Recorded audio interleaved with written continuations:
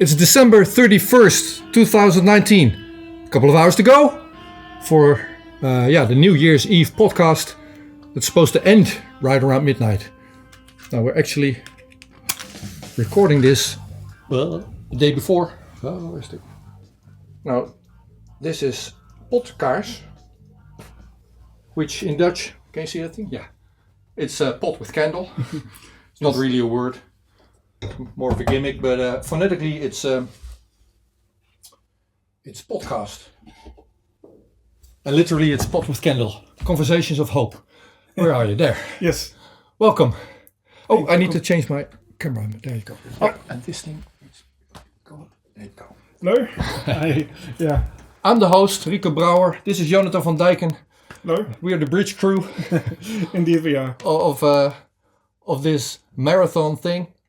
I'm going to talk for hours with 20 people from all over the world, from Kazakhstan all the way to East Coast, maybe West Coast, USA. I don't know where everybody is. We're going to ask that during the conversations. First half is going to be in English. Second half is going to be in Dutch. So allow me for 30 seconds. Nederlandse mensen, het zijn Engels sprekende gasten.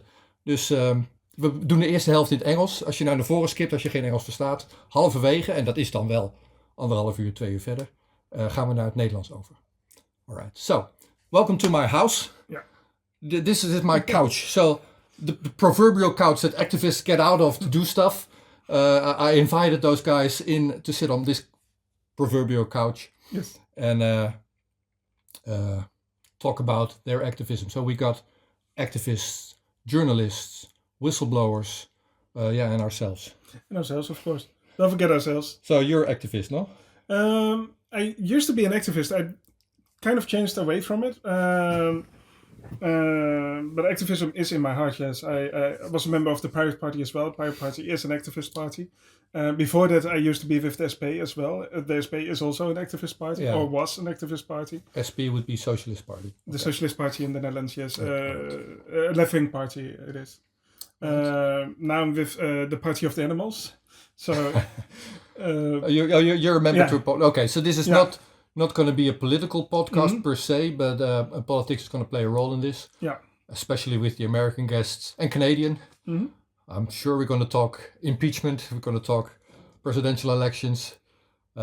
We have a member of Parliament, European Parliament, in this broadcast as well. From the Pirate Party, yes. Yeah, Marketa Kekorova. And we're going to start off with some of the more well-known, should be well-known anyway. And if you haven't heard of them, you'll hear of them today. Whistleblowers. Yes. So the original whistleblower, as far as I know, of NSA, Thomas Drake, he's going to be here. And also from CIA, the guy that told us that there was torturing taking place in Guantanamo Bay, the waterboarding, that was made public by John Kiriakou. And these guys, they were waiting for somebody else to fix what was wrong, and when nobody did, they okay, maybe we should stop doing this. Yeah. And Thomas Drake, what did he whistleblow on? NSA. So you might know Edward Snowden. Yes. And he he became well known to everybody. Yeah. But before Ed Snowden, there was Thomas Drake, who went by the internal channels, blowing the whistle on a wrong course there. Yeah. So he's going to be here. Before we do that, I would like to talk to Reality Winner. No. Reality Winner is the whistleblower that has been convicted to the longest prison sentence as a spy, convicted as a spy. Of course. In the United States. However, she's in jail. So I invited her sister, and that's Brittany Winner. And now when you hear ding dong, that's my online connection tool. So we're going to allow her in and talk to Brittany Winner. If you would I will. move to the technology stuff of this. So this is a living room. It's going to be a living room conversation, yeah? So bear with us. See if we can get the technology to... you hit the admit to the blue thingy. Yeah. There you go. Okay. Ah, we got her. Yeah. And hello, can you hear us? Yes, I can hear you. Cool. Ah, there you are. Oh, I need to move myself into the picture here. Yeah. So welcome. Hi. For me, it's 1:30 in the afternoon. Yeah, we're going to broadcast this New Year's Eve, so the 31st in the evening. You got up early for this or what? Where are you currently? Yeah. Where are you? In East Coast? Or? Oh, yeah, I'm in Maryland. Yeah, where's Maryland? Oh, near Bel Air. So that's East Coast USA, no? Yeah, okay. It is. You're talking to Europe. Most Americans wouldn't know where the Netherlands is, maybe even, or would they? What do you think? I don't know. That's a good question. I know because I've been to Denmark a few times, so it's kind of in the close proximity. Yeah. Yeah. Okay. So great that you're here. I introduced you somewhat as Reality Winner's sister. Would you, in your words, tell us why she's not celebrating New Year's Eve with you guys? Why she's in jail? Sure. So my sister was 25 and she was working as a contractor for a security company when she was arrested in June 2017. And for anybody who's listened to my mom talk about this, our family had no idea what was going on. You know, she couldn't tell us much. So Reality was held in county jail for a while before we figured out what was going on. And so she was accused of leaking a classified document to a news agency. Of course, we didn't know what was going on or whether she had actually done it. But more distressing, I think, to us was the fact that she was not allowed to come home. She was not allowed on bail. She was denied, I think it was 2 or 3 times, because they thought that she posed some sort of risk, flight risk or otherwise. So she spent more than a year in county jail in Georgia before she decided to take a plea deal where she would serve 63 months for pleading guilty to the charge of espionage, which would imply, at least from the government's perspective, that the document that she said to have leaked was harmful to the United States and that she had intended to harm the United States. So in a nutshell, that's why my sister is at Carswell Federal Medical Facility in Fort Worth, Texas. If she hadn't taken the plea deal and it had gone to court and she would be convicted, how many years would she be in jail for? I heard that the government, the prosecutors, were threatening 10. So we had John Kiriakou on an interview earlier this year, and we're going to talk to him in a short while. But he said his lawyers told him, John, this is either going to be a small part of your life or it's going to be a defining thing in your life. Choose how long you want to be in jail for. Take the plea deal or go to court and expect to spend way longer. So basically the same thing happened to your sister, I think, or no? Yes. So I interviewed you as well. I talked to you, your mom, and Wendy Meir for an hour and a half, I think. It's online. I recommend everybody go look at that thing. There you have the full account of what happened to you guys and Reality. But one thing I didn't ask was you got the phone call by FBI or by whoever had arrested her. You have never had a private conversation with Reality at all about what she's in jail for, have you? That's right. No, we can't talk about it, especially when she was, when there was still the possibility of her getting bail. We didn't want it to sound like, she wanted to come out and talk to us or the press or anybody else. All we really wanted during those excruciating months before she took the plea deal is for her to come home. And so we were very guarded about what we said, once we realized that everything was being recorded and everything could be used against her, to deny her bail. We were just walking on eggshells. And I think that was probably one of the hardest times in our family because, she's there. She's not dead. She's alive. We can talk to her on the phone, but it's all very shallow. It's just like pleasantries. It's like if, imagine somebody in your family has cancer and you can't talk about how sick they are. You can't talk about what's really going on. So you talk about the weather, you talk about movies, you talk about, and that's great for a little while, but for an entire, more than a year, it's a lot. And even now we still can't really talk about, what she's in prison for or any sort of, touchy subjects. but it's gotten a little bit better because now she knows, she has at least a term that she's going to, have to sit out. But not knowing was probably the worst thing when she was in jail. Yeah. And and what I wanted to ask you after the interview we did like a month ago, have you talked to reality? Did you dare mention the interview? How does that work? I didn't mention the interview. I'm always kind of wary about that when, there's somebody listening. I don't want them to, think that it was anything bad or it was anything, like noteworthy, I guess. Even when something blows up on Twitter, for example, or, somebody is announcing support for her. I tell her kind of in general, like, oh, you got a lot of support today, or, etc. Because as much as, her status is kind of fixed being in prison, they could actually still do things to her to penalize her, or they could make it harder for her to communicate with us. They essentially have her life in their hands while she's there, and we don't want to do anything to jeopardize that. So typically, I don't usually tell her when I've done anything like this. I can't speak for my mom. My mom might find a way to do it. My mom visits her more in person. I'm actually going to visit her on January 3rd, so I'm really excited. Just a week until I see her, and face to face, I feel a little bit more free with it because it's not being recorded and it's being monitored, but from afar, and it's not something that they can play back. So, isn't it? No, I'm assuming every conversation is going to be recorded, or not? Well, when we visit her face to face, we're in kind of a large room, and it's me and my family sitting across it's not a table, but it's kind of like rows of chairs. So people are definitely listening, but I don't know if there's any recording devices in the room. So Yeah. I'd assume not, but maybe that's just me being naive again.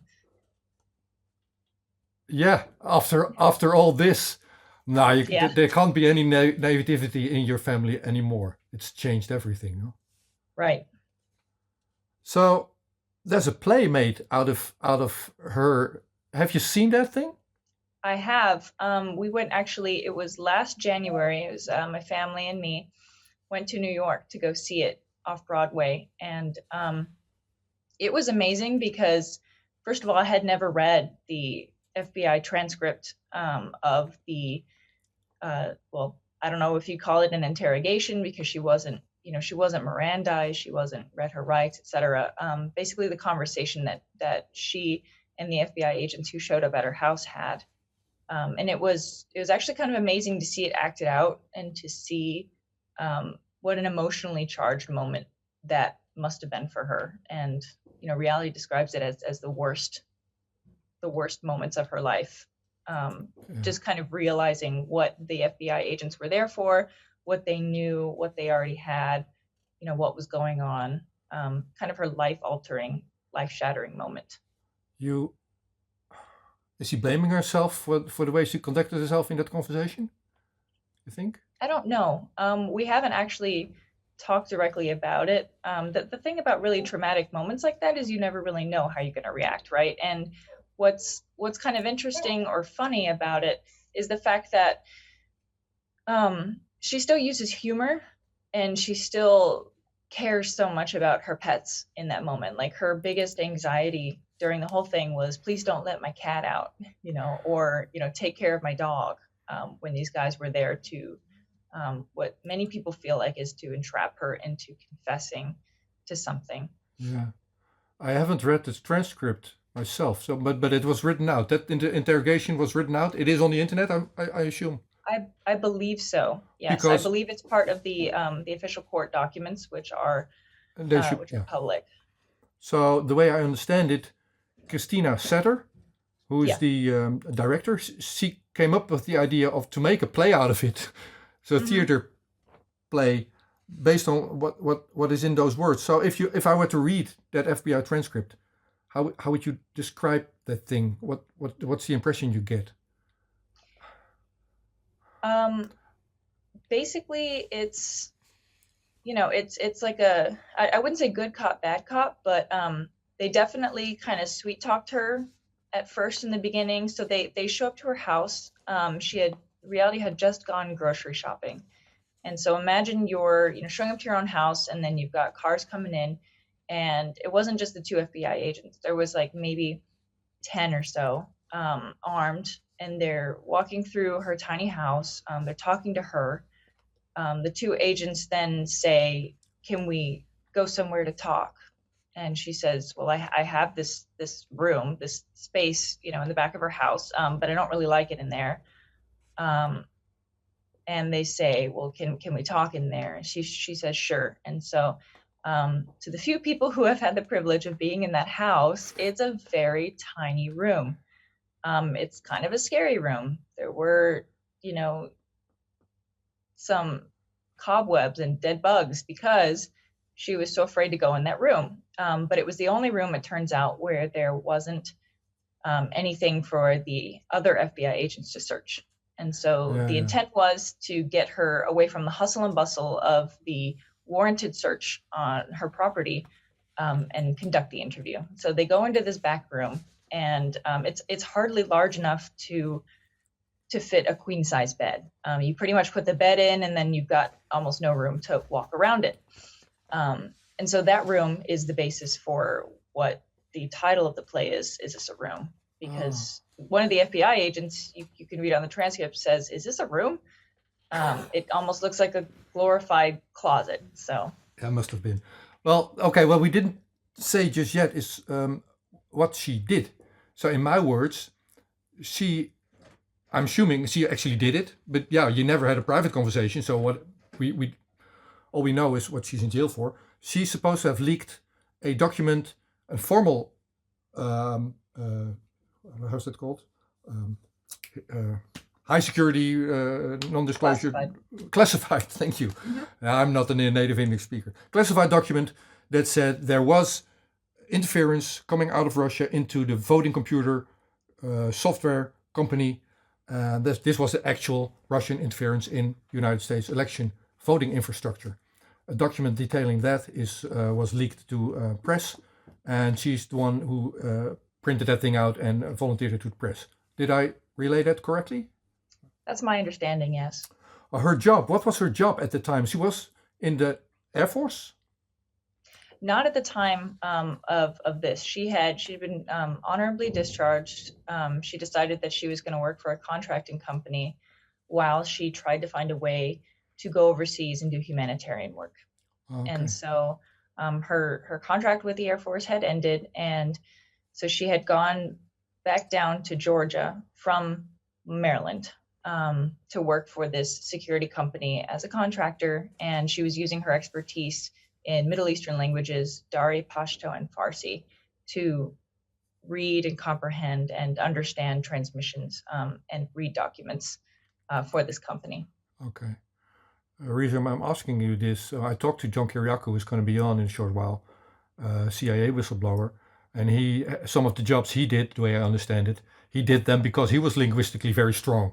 He knew the language, and same goes for reality. And what you said in your interview when we did that a month ago was, there's stacks of books in Arabic. So that was highly suspicious. And she got all kinds of questions. Oh, what are you doing? What's your affiliation? Why are these books here? And it was just her job, right? Yeah. All right. So she was sentenced for 5 years in prison. Am I correct? 63 months, yes. 63 months. And did you talk about, could you relay how New Year's Eve was last year for Reality Winner in prison? Do you know? It was sad. I mean, she didn't feel like she had much to look forward to. It's hard when you feel like you're going to be stuck there forever. And even though you tell yourself that, I am going to get out of here, she would tell herself that she is going to get out of there. It can feel incredibly isolating, obviously, being away from the people that you love, feeling like they really just made an example of her, which most people believe that they did, charging her with espionage instead of something else that was, smaller. I think that for reality, she loses hope in a given moment, and it gets really dark with her. She does have an eating disorder that makes it hard for her to cope. With her life in prison as well. And as much as she tries to help out other inmates with her yoga or spinning classes, or even learning new languages in prison from other inmates. As much as she tries to do those things, I think that she feels really negative towards the future most times. And I'm sure that on a pretty momentous day as New Year's Eve, where everybody else in the world is looking forward to the promise of a new year, she thinks, well, it's another year that I'm just going to be here and I'm not moving and I'm not going forward. Okay, thank you for that. So let's at this time ask John to join. So Brittany, stay. Don't go away. You're in. So Sure. Let John in. See if that works. So this is our first. Yeah, there you go. Maybe you can put it on gallery view, Jona. On the right top. This one? Yeah, on top of screen. Up. Morning, guys. There, yeah, gallery view. Yeah. There you go. Let me And hang on, I'll over here. do this thing. There you go. No. What do you do? Hang on. I need. Studio modus? Oh yeah, I need this one. So. Yeah. Hey, John. Morning, how are you? Afternoon. Yeah, afternoon for me. It's almost 2:00. You're in the same time zone as Brittany. Have you ever met the both of you or no? No. So No. allow me to introduce the guy on the bottom for my screen anyways, John Kiriakou. The lady to my left is Brittany Winner. Hi. Hi, how are you? Nice to meet you. Good. How are you? Nice to I'm meet good, thank you. So John, we were just only good things talking about you, among other stuff. Brittany is Reality Winner's sister. Yeah, you know of the situation of Reality Winner. Yeah, I've written about reality a number of times. Yeah. And actually, your mom and I are friends on Facebook. Oh, nice. Yeah. Very nice to meet you.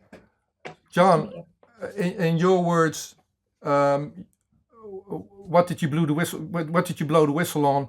And how long were you? How were you punished for that?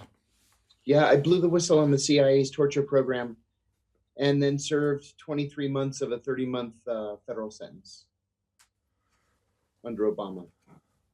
Under Obama, yeah. So we're recording this day before day before New Year's Eve. How was New Year's Eve for you when you were in prison? New Year's Eve was fine. It was Christmas that was depressing. Christmas was hard, and I've remained in touch with a lot of guys still in prison, including Terry Albury, the FBI whistleblower, and I've tried to sort of help them get through Christmas. Christmas is the only holiday that people really start to sink emotionally. Yeah. Sorry, I just turned up your volume a little bit. There you go. Okay, carry on. Okay, and so, do you have any knowledge on how your conditions as a prisoner were back then, as compared to what United States is doing to Reality Winner at the moment? Is that comparable? Has things changed? Yeah, changed? it is comparable, definitely. Of course, Reality's in a women's prison. I was in a men's prison, but that's pretty much the only difference. These are real prisons. These are not. I hate the term club fed. There's no such thing as club fed. Prison is prison, whether it has guard towers or not. It's prison. Even a minimum security prison is still prison. You're still incarcerated. There's still a solitary confinement unit.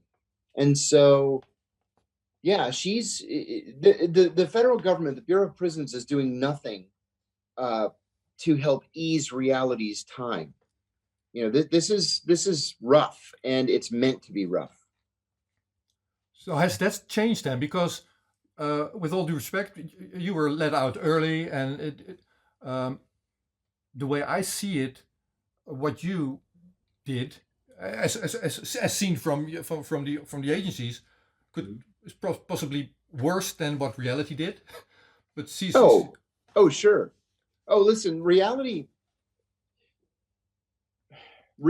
I think, got it far, far worse than I did, or so many others. Tom Drake, Bill Binney, Kirk Wiebe.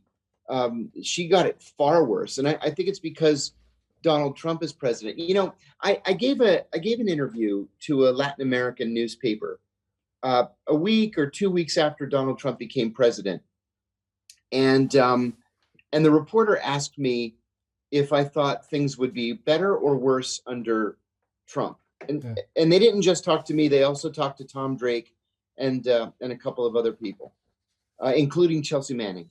So I was the only one who said, and I was very foolish to say it, that I thought things would be better under Trump because they couldn't possibly be any worse than they were under Obama. And in fact, the Trump administration initiated 3 times as many leak investigations as the Obama administration did. And the sentences that the Justice Department has sought and has won under Trump have been longer than those under Obama, and that's what reality ran into. It's worse. All right. We have who's that? Oh, okay. Before we let the next guest in, it's going to be crowded, but that's okay. If we let everybody speak, then that's cool. Before we do that, John, has there been a play made out of your story? Theater play? There was a play that was written in 2015. Yeah. It was written for the National Theater in New York, but in the end, the CIA put so much pressure on the theater owner that it was never performed. Seriously, did you know Reality has a show made out of her story? Yes. Did you see yes, it? Her mom's been writing about it on Facebook. I think it's a wonderful thing. You know, this is the thing. Whistleblowers are hang easily... on, John, 1 second. We're gonna let the director of that play in the conversation here. So Great. if you let her in, and I don't know, I haven't tested her connection. So if you hear us, Christina.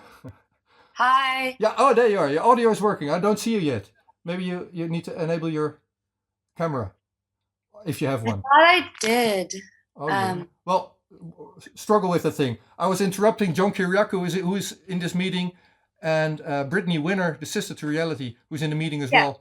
John, sorry for interrupting you, but I think Christina might want to hear it. So we were talking about this play being made out of the Reality Winner's story, and I asked John, are you in the play? John, carry on. Yeah, the CIA killed the play that I was going to be in. It was written by Scott Burns, who is the writer and director of the new Amazon movie, The Report. Scott's an old friend of mine. He was interested in my case, but the CIA killed it. They just said that they wouldn't clear the information. And I was saying how important it is for people like you to do plays on people like Reality, because whistleblowers are easily forgotten. And we really need to inform and educate the American public as to the national service that whistleblowers perform, especially in national security. Was any pressure put on you, Christina? Sure. Sorry, what? Oh, yeah. So John said, I jokingly, because I really didn't know John, jokingly I asked John, has a play been made out of your story? And he said, yes, but it never got played because there was pressure put on those people by CIA. My question to you, Christina.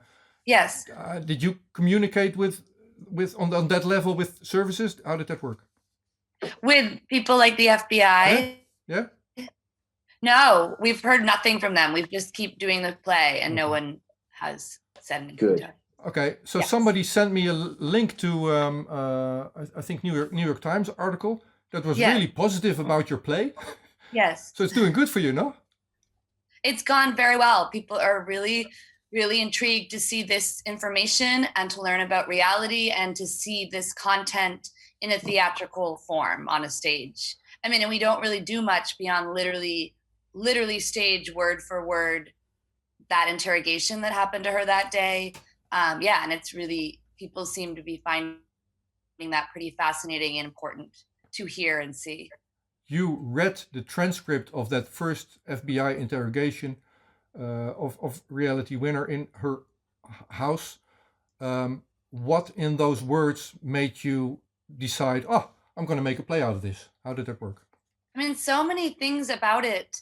I think the first one that I had just read a long form article about Reality. You know, that's how I came to the link. And so I was already really fascinated with this young woman. I was like, wow, this person is incredible. This is a really interesting thing. I hadn't paid attention to it very much when it first happened in the news, like so many of us here, actually, unfortunately. And so then as I started reading this transcript and because I read plays, do you know what I mean? I immediately could see the character in her dialogue, in her actual answers. And I immediately was like, oh, she's really funny and she's really brave. And it was just this fascinating thing watching her, because she doesn't admit at all right away. And you see her in this crazy, horrible situation. And I just got really fascinated watching her humanity and humor play out in this document.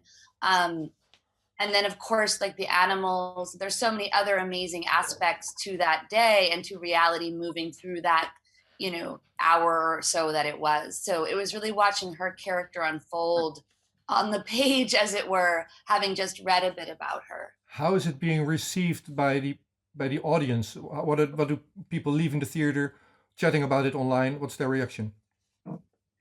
I mean, at least where we're doing it now, which is a big commercial off-Broadway New York house, like everyone, when we do talkbacks, which happened quite frequently in the original run of it last month, almost everyone says, I did not really know about this story. This is fascinating. And like almost everyone, you see people immediately pick up their phones and Google, and then online on Twitter and stuff, people are just like, this is a really important story. This is way bigger about horrible things going on right now, or this person's really inspiring. So, I mean, overall, it has just really activated people about reality and the larger terrifying things that this, moment in her life have to do with her own life and the bigger issues happening in this country at this moment. John. And I really think people are feeling that after they see that, or they get activated to think about it. John, you've been out of prison, a whistleblower for a number of years now. Mm-hmm. As you've been trying to raise awareness through the things that you do with your radio show and the books that you've written.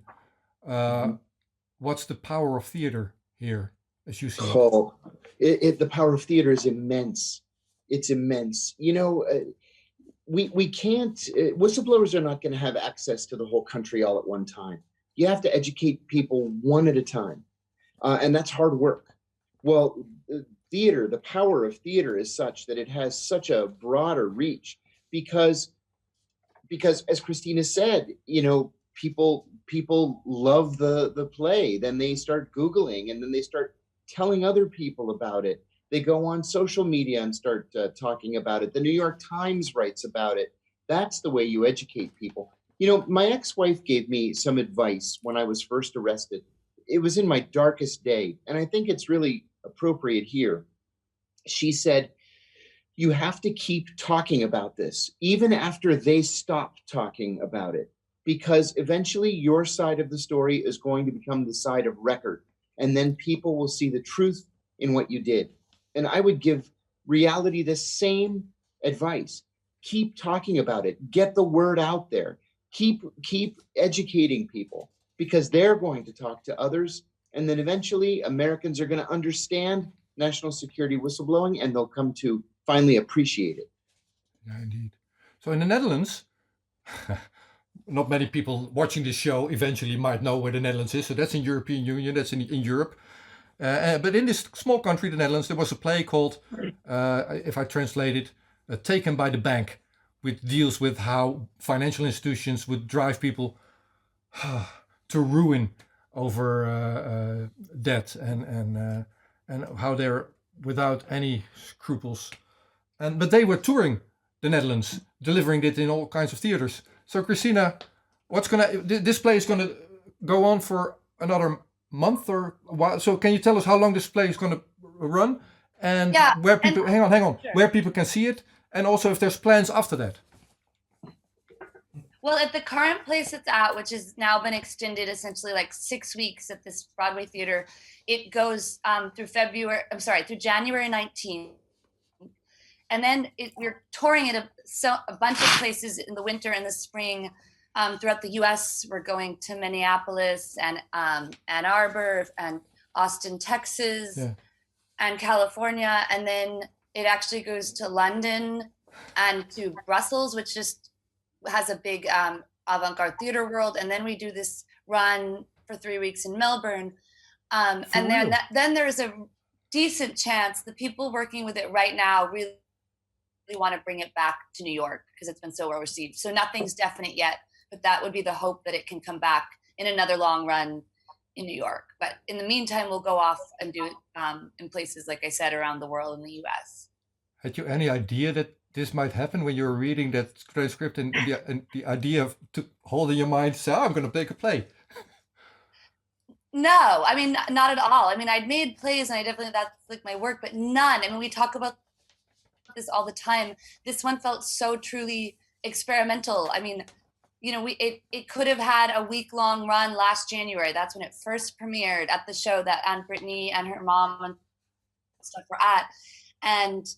But from almost the first night there, we realized there was something really special with this content, you know, and by the end of that its first week, which we thought really could have been its only week, we already knew there was going to be more life in it. So people just really responded. I think, again, at this moment in American life, to hear like this kind of document that exists that's so about a human being in a particular moment of life operates on this amazing micro level. And then, of course, again, these huge issues like you all are talking about. So yeah, we never expected it at all to keep having this life. And it feels incredibly amazing that this show of ours in particular, because it's reality's story, is the one that is just getting more and more opportunities to be seen by people. Good for you. And now you're talking to the Netherlands about your play. So this is totally cool. And I agree with you, John. This is the way to gain more public knowledge about these matters through art. Yeah. So anything. So John, you're definitely staying over. I want you in the talk later on with Thomas Drake also, who's going to be on in a little while. But in closing, Brittany, if people want to voice their support or want to read up, on the situation of reality, what should they do? Where can they go? Well, a couple of weeks ago, I spruced up her Wikipedia page to include some information about who she is as a person, maybe a little context into, again, why she had so many Arabic books or, you know, books on Islam in her apartment. And so to kind of put the human touch on a lot of what people might have been hearing through the news. I also added a picture of her on Wikipedia so people can see her. There's a lot out there on Twitter as well. Wendy Meir is a fantastic advocate. So is my mom. So, you know, following anything to do with Reality Winner in their handle on Twitter. I believe the Facebook is also going strong. And then there's also standwithreality.org, which is another kind of website that people can go to for more information. I also recommend that everybody read the piece by Carrie Howley on Reality Winner. Okay. John, you're a linguist. You told me that one of the reasons that you did your job properly in the war in Iraq and whatever you did there was because you're a linguist as well. You know your languages. So did that backfire in any way also? You know, an old boss of mine at the CIA once told me that I was cursed with the ability to speak Arabic. I jokingly complained one time, why do I always have to go to Khartoum and Sana'a? Why can't I go to London and Paris and Rome?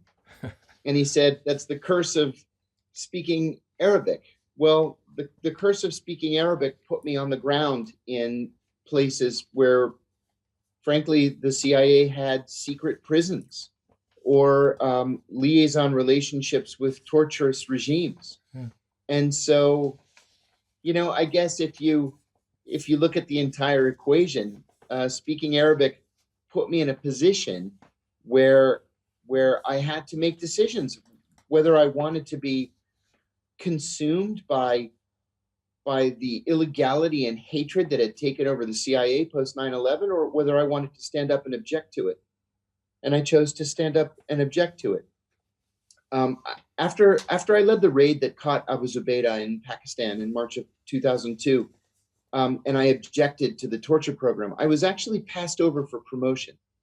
And I very angrily went into the office of the deputy director of the Counterterrorism Center.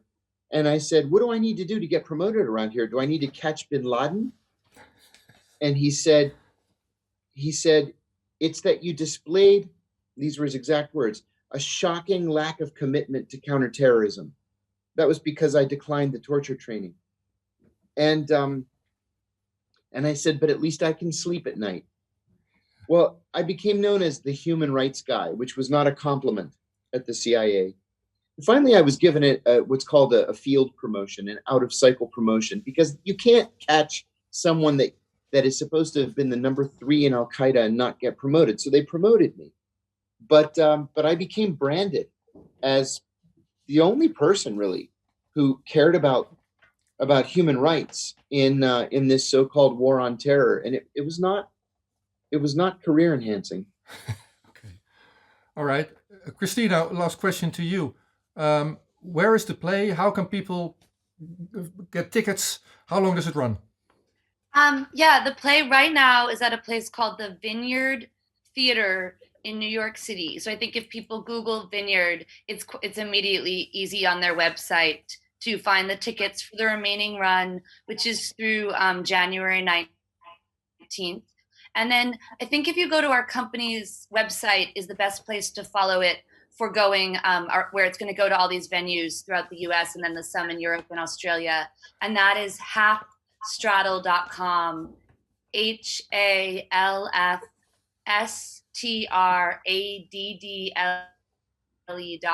Yeah. That has the information on all the venues we will travel to. Excellent. Okay. Any last things you want to say here, Brittany or Christina? Maybe Christina first. Just thank you so much for including me in this forum and for covering this content. And with people like you have on here today, I think, obviously there are two people who have a really specific relationship to this. And I think at the end of the day, it's always been about discourse around reality and these issues. And I think as much of it as can happen, that's the thing that's over the long game is, as you all said, going to hopefully change some of these policies and ways we think and act on this stuff. Yeah. Sorry. I'm the amateur host that didn't kill his phone. And I told my bridge crew, Jonathan here, turn off your phone. You don't want the thing to run. I forgot myself. Thank you, Christina, for being here. Brittany, any last words from you? I'd also like to thank you guys for having me. Nice to meet you, John. Nice to talk to you again, Christina. And I'm looking forward to seeing the play in Ann Arbor. I'm traveling to Michigan, so I'm super excited to see it again. It definitely affected me very, very much emotionally the first time around. And yes, it's my cat in the background. He decided to pay us a visit. So yeah, thank you so much. And looking forward to seeing it again. All right. Thank you both. So for being here. Excellent. John, don't go away. Brittany, Christina, have a great day. Thank you for being here. Thank you. See ya. Bye. Take care. Bye, everybody. Bye-bye. Bye. All right. So they're now leaving the conversation. So John, we have talked earlier this year. You were one of my first guests on this small little podcast here in my home. Yes, indeed. How are you doing now? How's life treating you? Life is going to be good if I can get through January. What's up? January is, I've got 4 different court dates in January. This never ends. Once you fall afoul of federal law enforcement, it just hangs over your head like an anvil. The FBI raided my house in October.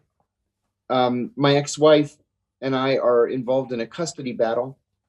So she called the FBI and told them that I was hoarding weapons. 22 FBI agents raided my house. They took everything, my phone, my car, my desktop, my laptop. I'm speaking to you on an iPad because I have no computers here anymore. Put them on speaker. They punched a hole in the wall of my kitchen. I mean, a hole like this big, looking for weapons. They took my mother's 12-year-old laptop. They took my external hard drive with 6,000 pictures of my children on it. They took everything. They took everything I had. So I've got to go to court on the 10th, on the 15th, the 27th, and 28th, all about this custody thing. You know, the crazy thing is they raided me and they took everything, and then they never charged me with any crime. And my lawyer kept saying, what are they going to find? What are they going to find? I said, nothing. I have nothing. I've done nothing. He said, even a little bit of weed, if you have any weed. I said, no, I don't have any weed. I don't have any drugs. I don't have anything. I didn't do anything wrong. This is a custody battle. Do you feel they're coming down extra hard on you because of the past that you have as a whistleblower?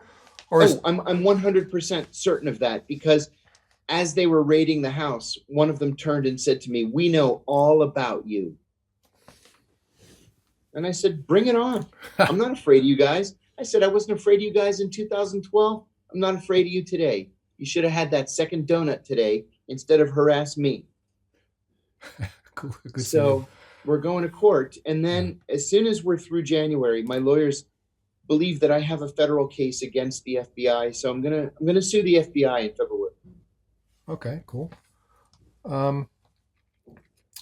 You are a linguist. You have worked in the Middle East. Now, not too long ago, news came out of Syria that there was supposed to have been a chemical attack in Douma in Syria. Yes. And the Organization for the Prevention of Chemical Weapons, the OPCW, went there, found nothing, but reported that they found chlorine anyway.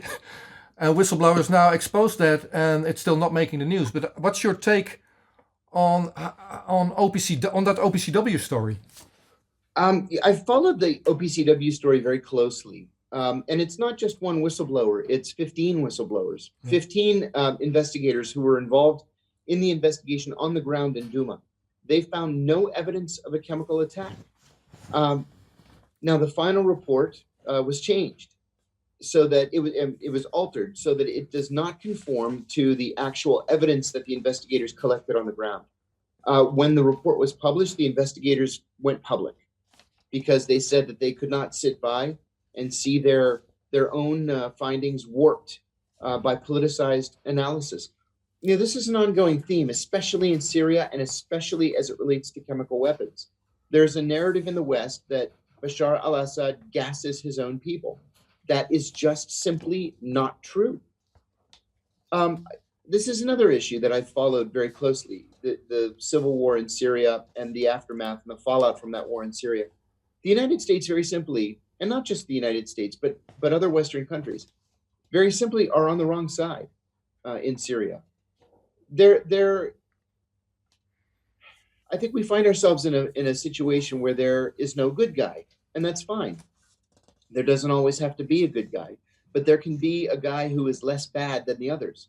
Well, the U.S. has chosen to throw its lot in with Al-Qaeda and elements that have broken off from Al-Qaeda. All they've done is to change their name. You can call them Al-Qaeda, you can call them the Al-Nusra Front, you can call them whatever you want. They're still Al-Qaeda, and they're still terrorists. And they're now the recipients of U.S. weaponry. And that's just simply wrong. Now, Bashar al-Assad, for all of his faults, is literally the only thing that is standing between the Syrian Christian community and complete annihilation. So do we really want to be on the side of Al-Qaeda and other Islamic fundamentalist groups? Or do we want there to be peace in Syria? Because we're going to have to pick the side, and so far we've picked the wrong one. Okay. Now, when I talked to you, at that time, things were going on in Venezuela. So Yeah. if we move there, and I stressed the fact that I'm going to do now again, because we're going downhill with the optimism, right? So this is a New Year's Eve conversation. I want to see the optimistic things going on in the world as well. And you closed that interview like 9 months ago, and you said you want to talk about the embassy, what we're doing on the Venezuelan embassy. I said, yeah, what's going on there? And you said, well, we're trying to protect that thing from our own law enforcement people. So civilian people went into the Venezuelan embassy to keep the thing safe at that time. So how did that play out afterwards? It did not play out well. It just so happened that when I left the embassy, I was one of what was called the Venezuelan Embassy Protection Collective. I left the embassy along with a handful of other people. Some stayed inside, and about 4 hours later, the embassy was attacked. It was besieged by right-wing extremists supporting Juan Guaido, the self-proclaimed president of Venezuela, and supported by the FBI and the Secret Service. I happened to be outside the embassy during one of the biggest demonstrations, and I heard one Secret Service agent telling another that the people out here are our people. The people inside are Putin's people. And I just wanted to scream, like, no, you stupid idiot. The people out here are the forces of fascism. The people inside are the forces of democracy. It's as simple as that. If you don't like Nicolas Maduro, then don't vote for Nicolas Maduro, right? Yeah. But you can't just pluck this graduate student from George Washington University named Juan Guaido and decide that he's the new president of Venezuela. That's not how democracy works. All right. So that was then, like early 2019. Mm-hmm. From my perspective, the way I look at what's going on in South America, it's currently all over the place. It's a mess. Yeah, it's a mess. All over the place. Why? Bolivia, Ecuador, Chile, Argentina, you name it. It's been just chaos the last 6, 8, 9 months in Latin America. Mostly it's because of economic upheaval and the popular desire for economic reform. This is something that comes hard in South America. We've seen major setbacks now in Bolivia, but we've seen a major leap forward in Chile. I think that the situation in Venezuela is one where they're sort of muddling along or muddling through, as people say. You know, the National Security Council under John Bolton tried very hard to overthrow Nicolas Maduro, very, very hard. And Donald Trump's heart just wasn't in it. He even mentioned jokingly to Vladimir Putin at the summit in wherever it was, Finland, I believe, that if it was up to John Bolton, we'd be fighting 3 wars right now, including one in Venezuela.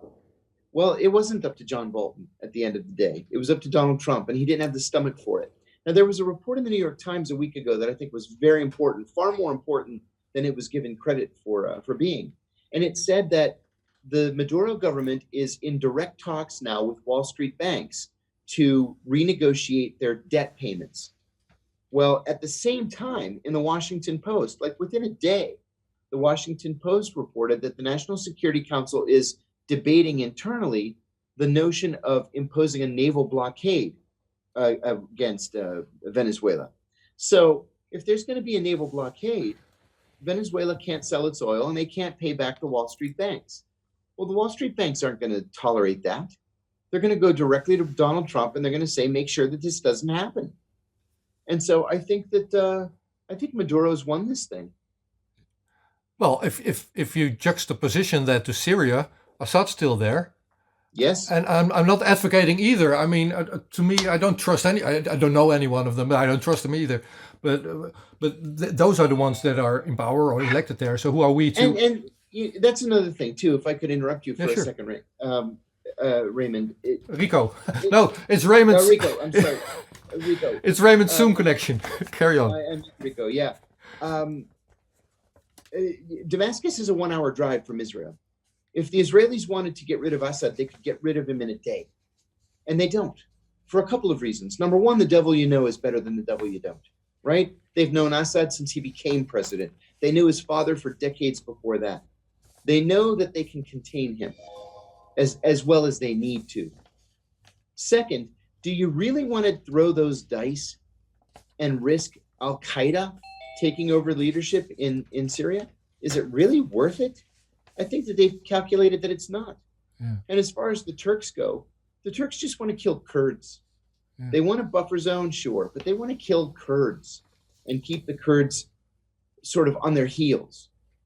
Well, that doesn't mean that they want to overthrow the government of Bashar al-Assad. Yeah. And so Assad is still there, still muddling along, and I think he's going to continue to survive. Yeah. All right, so we've heard the doorbell ring now, but he stepped out. I'm pretty sure he's going to ring again. We have Thomas Drake calling in on. Oh, there you go. Allow Thomas in. Yeah. Hey, Tom. Can you hear us? No. I'm not getting audio just yet, and I don't have your visual just yet. So you might need to turn on your microphone, turn on your camera. So we're waiting for. You can ask him to start video. Maybe he's there. Oh, something happening. Yeah, there you go. Can you hear us, Thomas? There he is. Do you have Tom. audio? If it does here. We're waiting for Thomas Drake to hear us.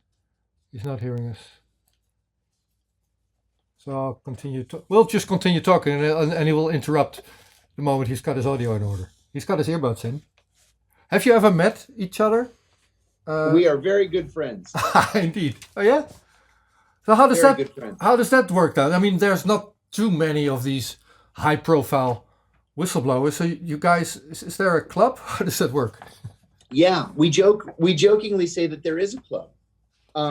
We're all friends, good friends. Tom has been like a brother to me through this entire experience. And remember, for me, this started, let's see, when did this start? 8 years ago. I was arrested 8 years ago next month. And Tom was there to support me from the very first day. He and Jesselyn Radak and Bill Binney and Kirk Wiebe and a handful of other people, they were there from the very beginning. It's something that I will forever be grateful for. Can you hear us, Thomas? I don't think he's hearing us. I can start a Not chat. if you can. Yeah, just start a chat and type to him. So, bear 1 second, John. Yep. We're going to see if we can fix Thomas's audio. And I'll take the opportunity to introduce another person who just walked into my living room. I'll get back to you in a minute. Yeah, don't go anywhere. So because here's Renko Koppen. So there's another guy that's going to be the bridge crew of this marathon thing. There's camera. That thing is the camera. I can hear you. Good afternoon. Okay, Hey, Tom. we're going to carry on. Hi, Hang on. Okay. John. Hey, I was just saying that we're brothers, man. From the day of my arrest, you were there with me, shoulder to shoulder, you and Jesselyn and Bill and Kirk and a handful of other people, and I couldn't have gotten through it without you. Just couldn't have done it. And I mean that quite literally. I could not have survived it without friends like Tom Drake. Yeah, that's quite an acknowledgement, John. It's a very small group, but obviously we became more than just public figures. It represents what's been happening worldwide, not just the United States. It's very concerning in terms of people that speak up and speak out against wrongdoing, especially when it's violating the rights of others or using, other exceptionalism excuses.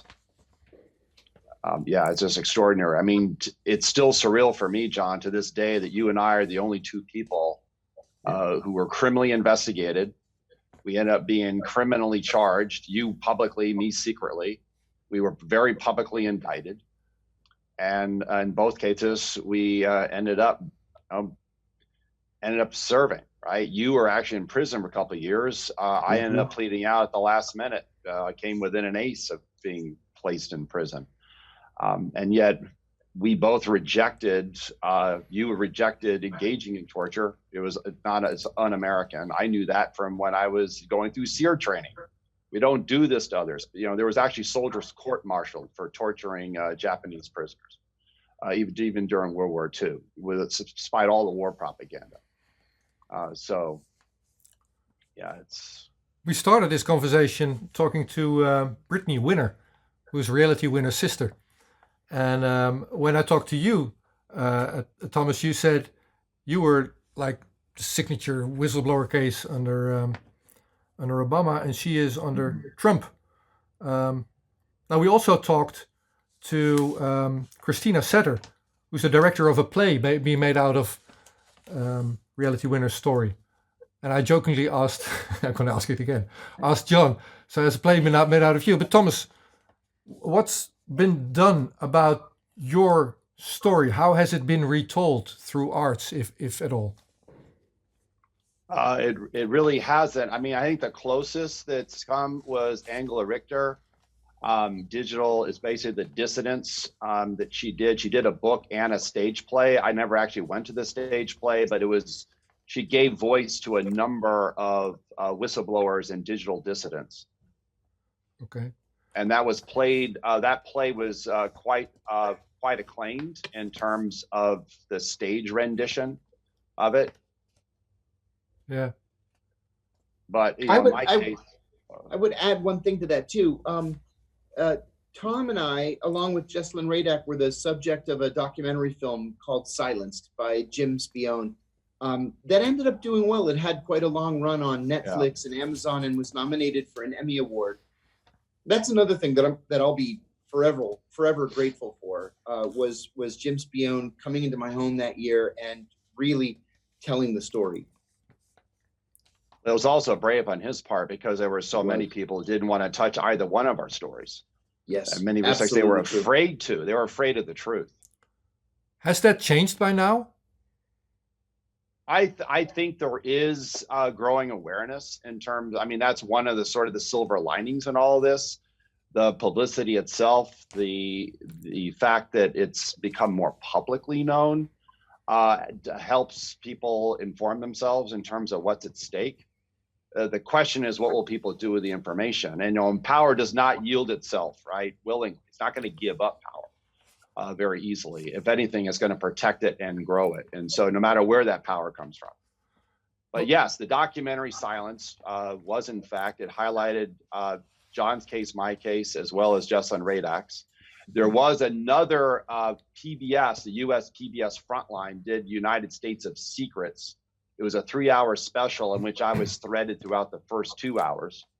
And it also had extensive interviews with Bill Binney and Kirk Wiebe and Diane Rourke and Ed Loomis, the other NSA whistleblowers. I was ultimately the only one charged under the Espionage Act. And it would be remiss for me. I mean, it is surreal for me to say this, but even Jesselyn Radak, when I was so publicly charged, and then, publicly indicted after being secretly charged by the government for having quote unquote, exposed state secrets.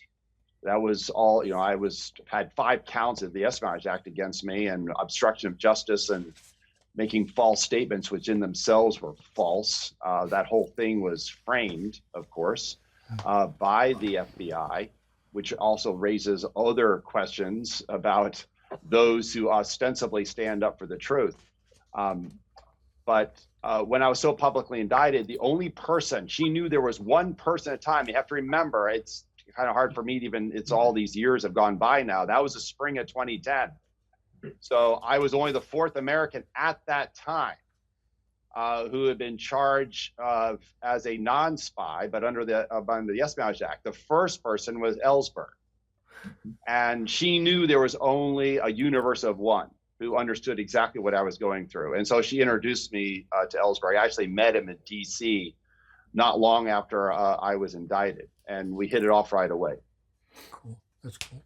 And then of course, full circle, silver lining, I did plead out 240 hours of community service, 1 year probation. And although the judge didn't know it at the time, I ended up interviewing veterans from World War II to the present day. And probably one of the most extraordinary of the interviews, and it was the longest one for the Veterans History Project, the Library of Congress. No one had interviewed him for the Library of Congress's Veterans History Project until I came along. And so I had about a 6-hour plus interview with Ellsberg in his home, out in Northern California. It was an extraordinary interview. If you go out to the Library of Congress website, Veterans History Project, you'll actually see the interview, as well as about 3.5 dozen other veterans. Okay. Now, Ellsberg is now regarded as one of the most, as a journalist of the most integrity pretty much out there. And I feel the same way about you, the way both of you, the way you're keeping awareness going and relaying your own story. Now, before you joined, Thomas, John and I were talking about what's happening currently with the OPCW and the presumed poison gas attack in Douma, Syria, which wasn't a poison gas attack, was a fake report pretty much. Nobody's reporting on that. So press still is not reporting on new stories the way I see it. How do you look at that? Well, unfortunately, we have too much of the press that doesn't really want to get to the truth of what's behind the news. In fact, this is very Orwellian, where you have newspeak, where you present. Hang on, John. You want to say something? Oh, sure. I'm sorry. I didn't mean to interrupt. I have to leave for work. So forgive me. Fair enough. I've got to go. Great. Great to see all of you. Have a happy new year. All the best of luck in January. We'll talk again. I look forward to it. Bye-bye, my friend. Take care, John. Take care. Bye-bye, Tom. Yeah.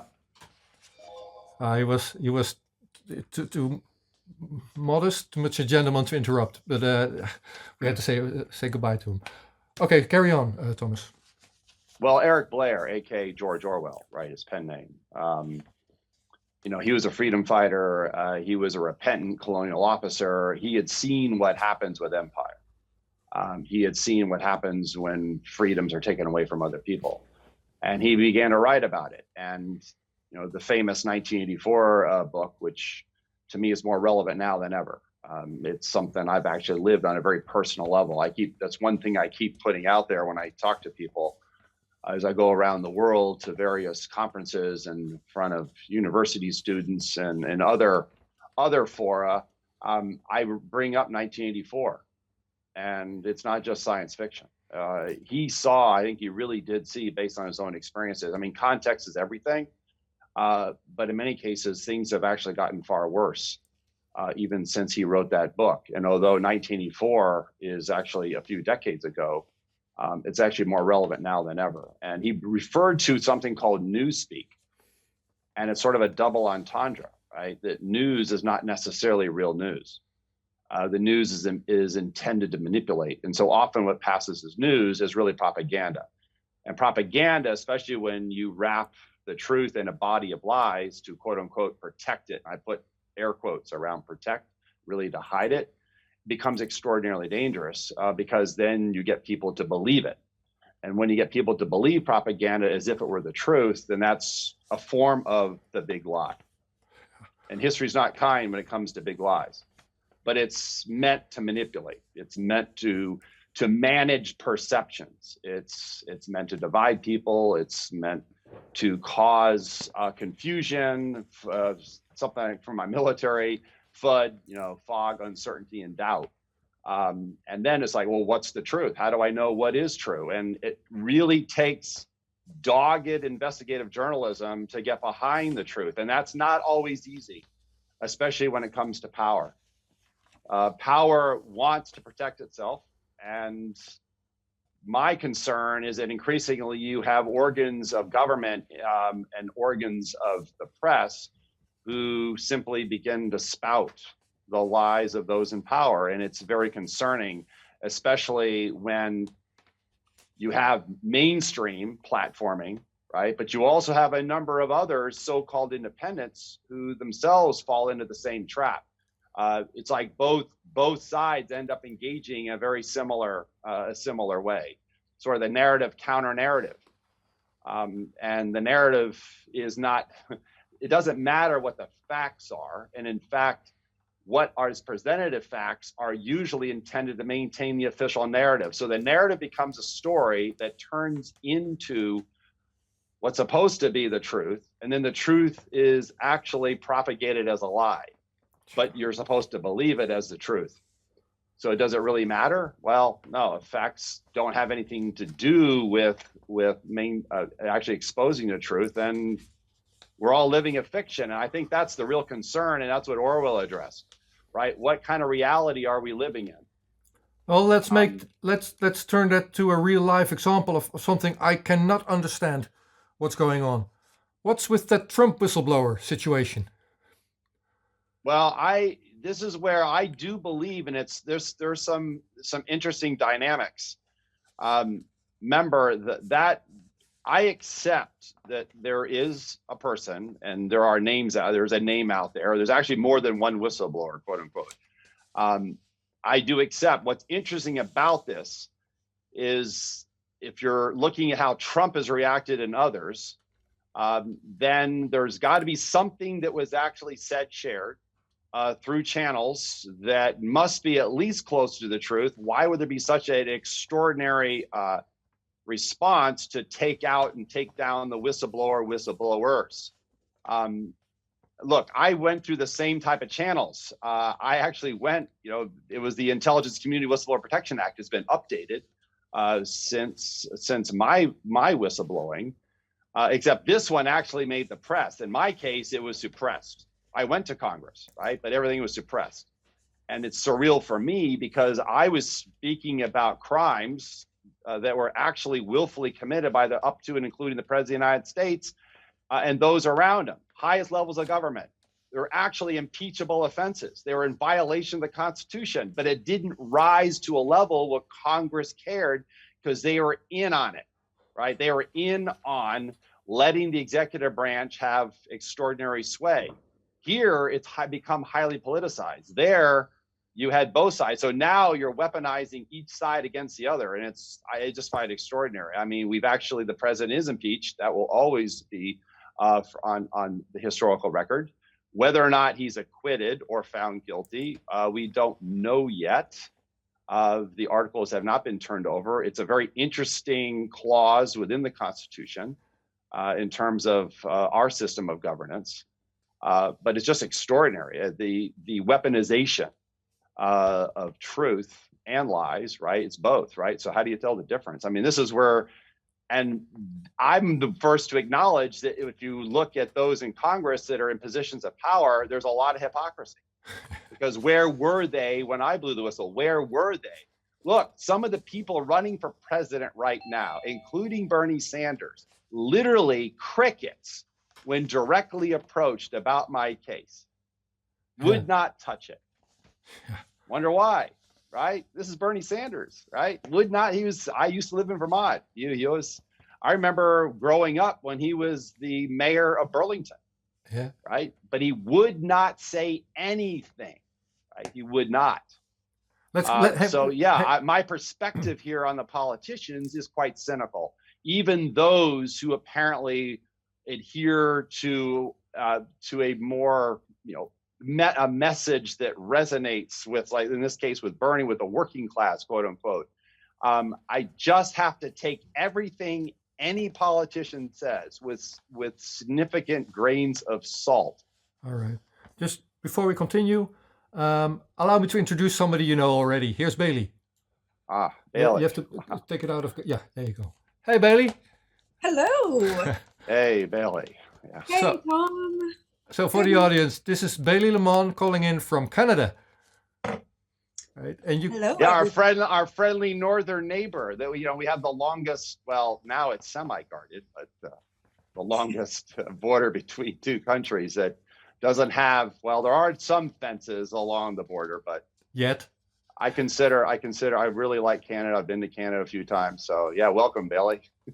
Thank you. We were just coming out of a conversation about the Trump whistleblower, and Thomas touched upon impeachment. Now, Thomas, I wanted to ask you, even impeachment appears to be weaponized now. Yes, yes, it does. I read your. I keep reminding people, right?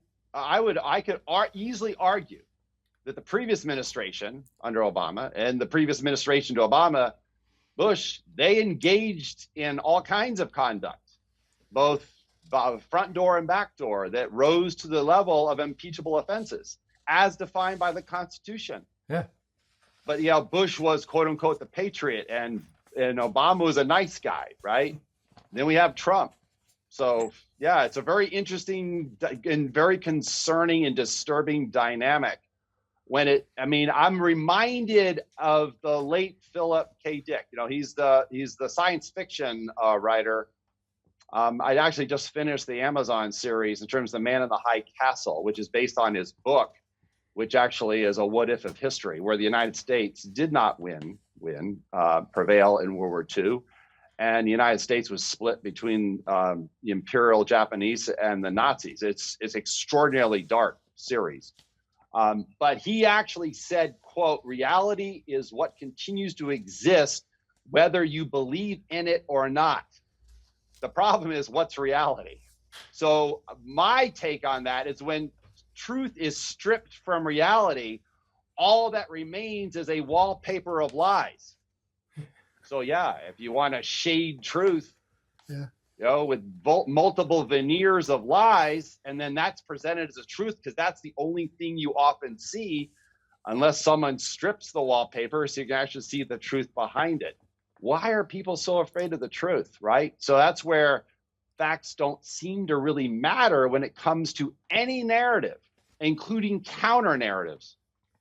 And so this is where we live. And look, I just had an experience I will share with you. It's the first time it's happened to me, right? I mean, there's certain conferences I am not invited to, but I've never had a situation, this happened a little over 2 months ago, where after being officially accepted for Australia's premier cybersecurity conference held in Melbourne, Australia, in the state of Victoria, at the last minute, actually just days before I got in an airplane to go there, down under, I was literally removed as a speaker. I was gagged. Well, it turns out, long story short, the person who literally took full responsibility in front of their own parliament was Rachel Noble. Not only she's the current head of the Australian cybersecurity organization, right? But she just got nominated and accepted to head up their NSA equivalent, ASD, their signals directorate. Wow, interesting, isn't it? Right? In terms of power. I mean, it's just, I was declared that my presentation was incongruent, right? Sure. My presentation? Wow, I guess, and I didn't even go there to speak about whistleblowing. I went there to speak about the golden age of surveillance. So dissent is increasingly stigmatized, and of course, my own past was being held against me. Yeah, but that's the millstone burden that I continue to carry. But this is the first time that I was actually gagged. It's a really strange feeling. I have to tell you that. Like, they're going to silence me. The irony is that there have been so many attacks on the press down there that they were starting to wake up, as much as they were attempting to continue to give the government due deference. I was on every major independent as well as mainstream media outlet, morning shows, national radio. They couldn't get in some ways they couldn't get enough of it, because this was an example of a foreigner coming into their country who was not allowed to speak. So far more people found out about what I would have spoken about than those who would have actually heard me talk about what I was going to speak about if I hadn't been gagged. I mean, this is sort of what's called the Streisand effect. I was just going to say. Yeah, so it's just... Hang on, that's the cool bit. You're intimidating, which is a compliment in itself. And for me, with this little channel, they're called Potkaars, and we're going to air it through other channels as well. This whole thing revolves around the truth coming out, and so it's going to win anyway. So it's it's an easy podcast to run. You know? Yeah, but see, power. It's interesting. I mean, that's one reason your podcast is so critical to informing people and for the historical record. I keep talking about it's that long arc of history. It's important to serve as eyewitness. I trust that in the end, that long arc of history does bend eventually toward justice, and I now like to add, and mercy. But along the way, it takes hits. Along the way, it gets shot at. Along the way, power will try to hang you off that arc, as they did with me and others. And it's just interesting when you confront power and the abuse of power, especially power over others, and that's really what we're talking about. But when I like personally experienced once again the power of power exerting itself, literally ordering the conference sponsors to keep me from speaking. The irony, of course, I went there as a delegate. They call it a delegate. So they still honored, I think the conference sponsors were extraordinarily embarrassed by it, but it was literally an order given by the head of their cybersecurity agency. I mean, it was just extraordinary. And yet I was in sessions in which the media, ironically enough, were actually banned. Nothing was discussed that was classified, but the media couldn't attend sessions that I attended as a delegate. It's just upside down, inside out. All right. Okay. But remember, this is important. It's important to know power. I want to there's something here. I realize I'm limited on time. I can hang in probably for about another 15, 20 minutes or so before I need to get ready to go to work, right? I still need to work. You have to remember that power doesn't get its power, though it uses instruments. Like in my case, I blew the whistle on mass domestic surveillance. It was an extraordinarily well-kept state secret that was approved at the highest levels of the US government, up to and including the president. It doesn't get its power from turning people into informants or using informants. It doesn't get its power from even punishing crimes. Those are just tools of the state, because that's where the real power resides. We have to remember that. Where's the real power? Power over others is the real power. Yeah. So how you have to ask the question, and this to me gets back to 1984, then how does it wield that power? How does it wield the power in the first place? Because the power is only real power when it actually has control in the first place. Yeah, so, well, I'm with this. So here's where the real power is. That's with us. Some would argue it's when, and remember, I'm using, this is sort of the empire language, okay? I say empire, it doesn't matter what the empire is. It could be Eastern, Western, and everything in between. This is not restricted to just US empire, although it practices the fine arts of control quite well. All right. It has to do with language. It has to do with owning what's inside your head. Thomas, that's where the real battle is. You're on a roll. Okay, thanks for that. I want to go to Bailey, because Bailey, one of the two reasons that I invited you in here, the other one is your chair to the Pirate Party International. We're going to talk about that one when we have Marketa Gregorova of the European Parlement in. The other reason that I invited you here is that you're writing a book.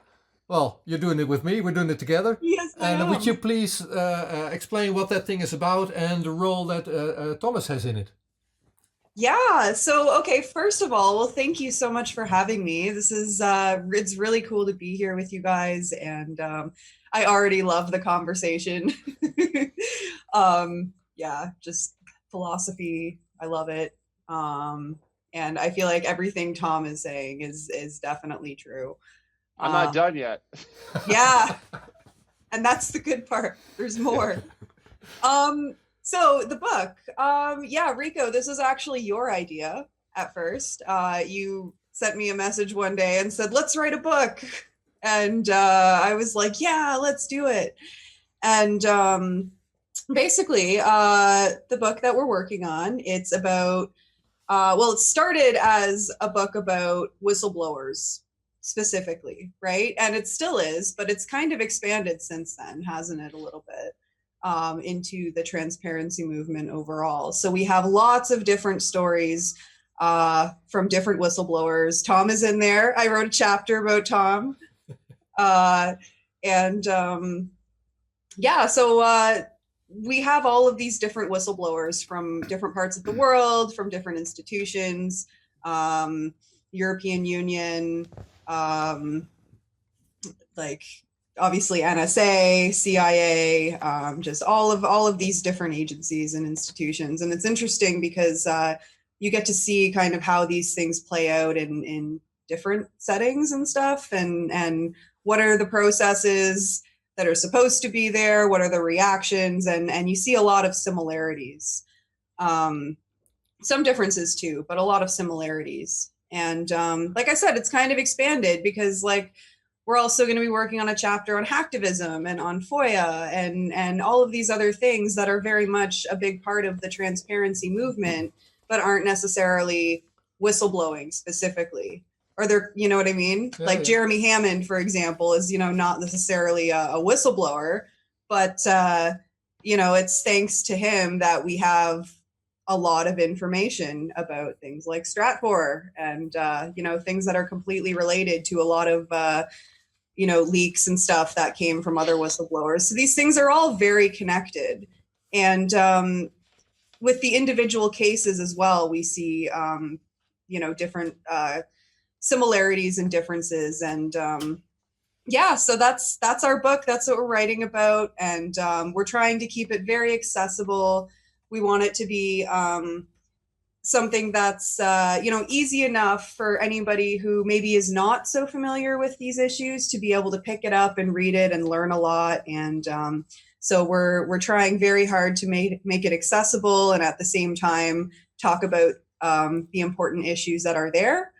And it's going well, and I'm really excited to finish it this year. And finish it this year. Now we're not in a hurry. We have a couple of hours to go.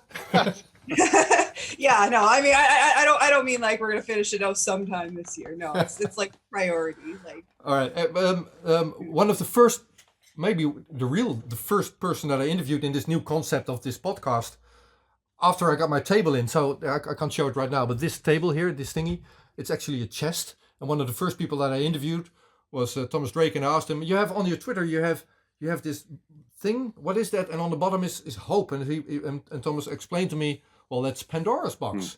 And you need to open that thing and let the bad stuff out, let the pixies out, let the smoke out, and then after the smelly stuff comes out, there will be hope on the bottom. So Tom baptized my little table chest thingy to be Pandora's box. Now, when we had that conversation like almost a year ago, I hadn't thought of a book about transparency the way Bailey just described it. It came a couple of months later, and then Bailey took that interview and she's knowledgeable and the other information she knows, and turned it into a chapter. Thomas, what's your take on Bailey's writing capabilities? Well, as I shared with her, she wrote it up and then sent it to me for, any updates or edits, but she certainly captured the essence of what I was describing as my experience being in front of Pandora's box and then opening it up and then having the abyss staring back at me and all the fears are escaping. And that's really the myth of Pandora's box, but it was extraordinarily true that I was willing, as uncomfortable as it was, right? Having to confront it, I knew I couldn't remain silent. I would have to speak about what was staring back at me and what was escaping, that was in essence polluting who we are as human beings. And this gets back to seizing. The power wants to seize control of truth itself.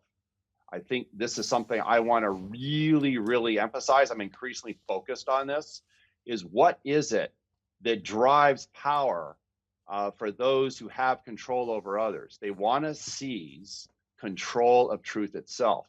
And so that means if you want to seize control of truth, you have to redefine it as whatever we say it is. So if we say whatever we say, that is the truth.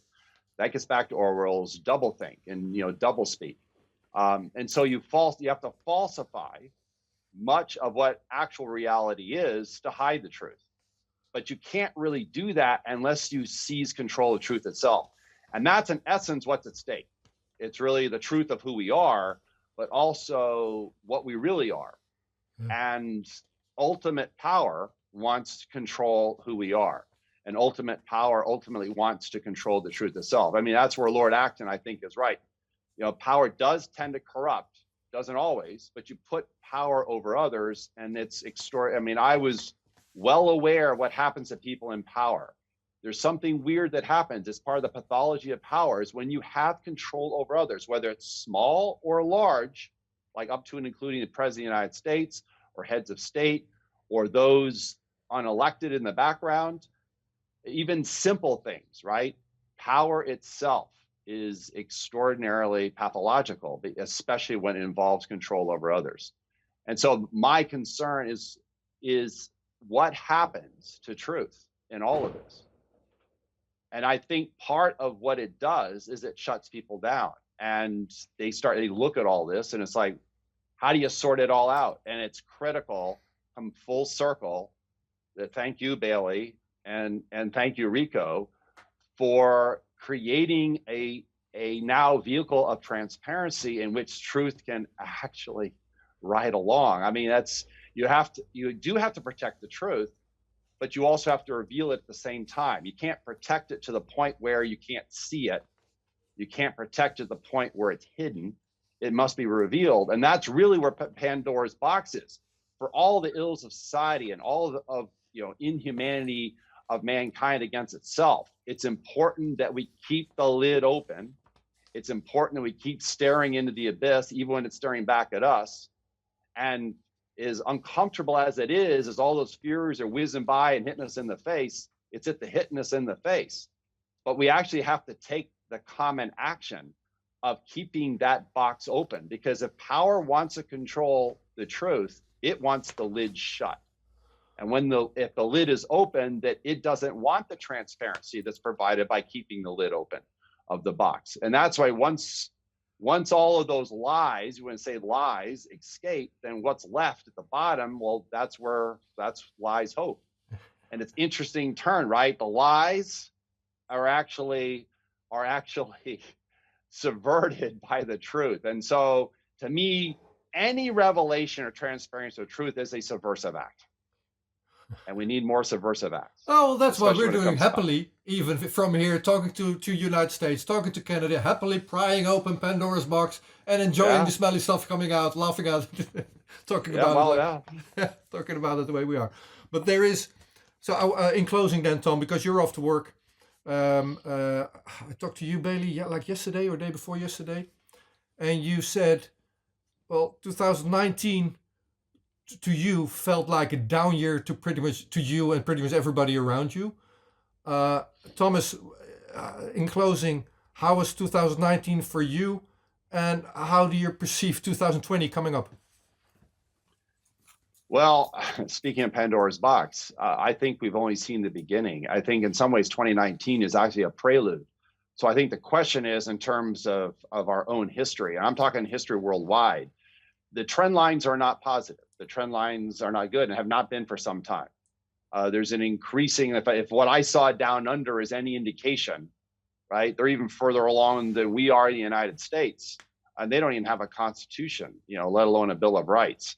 There is no Bill of Rights, right? There just isn't. The Constitution as it exists is nothing like what the United States is. And, it was created with all kinds of faults and foibles in terms of even who we are. And it was a grand experiment. The trend lines are not positive. I'm really concerned about what does it mean, because a lot of people just want to see everything burned down, right? They really do. And I keep going back to, well, then who are we in all of this? What really does matter is what I'm increasingly focused on. It doesn't matter what the governance structure is. It doesn't matter what the ideology is. It doesn't matter.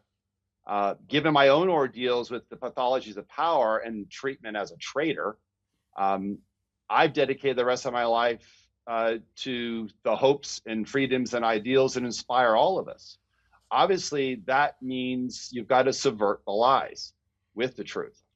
Because I'm focused on the best of who we are. I'm focused on what we can be together as human beings along that long arc. But that long arc is made up of who we are, both our individual sovereignty and our collective moral agencies. We have mutual interests. This is our lifeboat. It's the third rock from the sun. We have inalienable rights. How dare anybody take them away? Simply because they want to control us. Hey, Tom, thank you for being here. You are a beacon of hope, if ever there was one. I'm just going to keep shining my light. I'm not going to keep under a basket, right? So take care. I see the light on top of the box in your studio. I'm smiling. We'll talk again. Thank you for being here. Right. Have a great day. Take care. And thank you, Bailey, for moving it forward. Oh, thank you. Yeah. All right. We're all in this together. All right. Yeah. Take care now. Bye-bye. Yep. Okay, Bailey. What up? Tom is gonna leave the conversation, I suppose.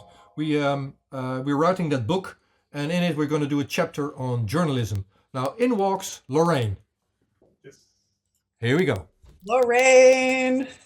You know Hello. that Lorraine and I are never awake at this time, right? But we did it for you. We have to test audio still, though. We can see you, Lorraine. Can you hear us? Yes, I can. Oh, excellent. There she is. Oh, great. Yeah, well, it's early morning for every guest so far. Can she, Lorraine? Can you aim your camera a little bit lower, just an inch? Yeah, cool. That's Yeah, perfect. excellent. This computer is not full of subtleties. That's as good as it can get. It is. Thank you for waking up for this thing. My apologies for doing it early morning, but we are going to talk to Kazakhstan as well. So yeah, we were kind of in the middle of this. You have to do what you have to do. You're from Canada, right? Yes. Okay. Bailey is from Canada. Bailey, would you do the honors of introducing Lorraine and also her role in the book?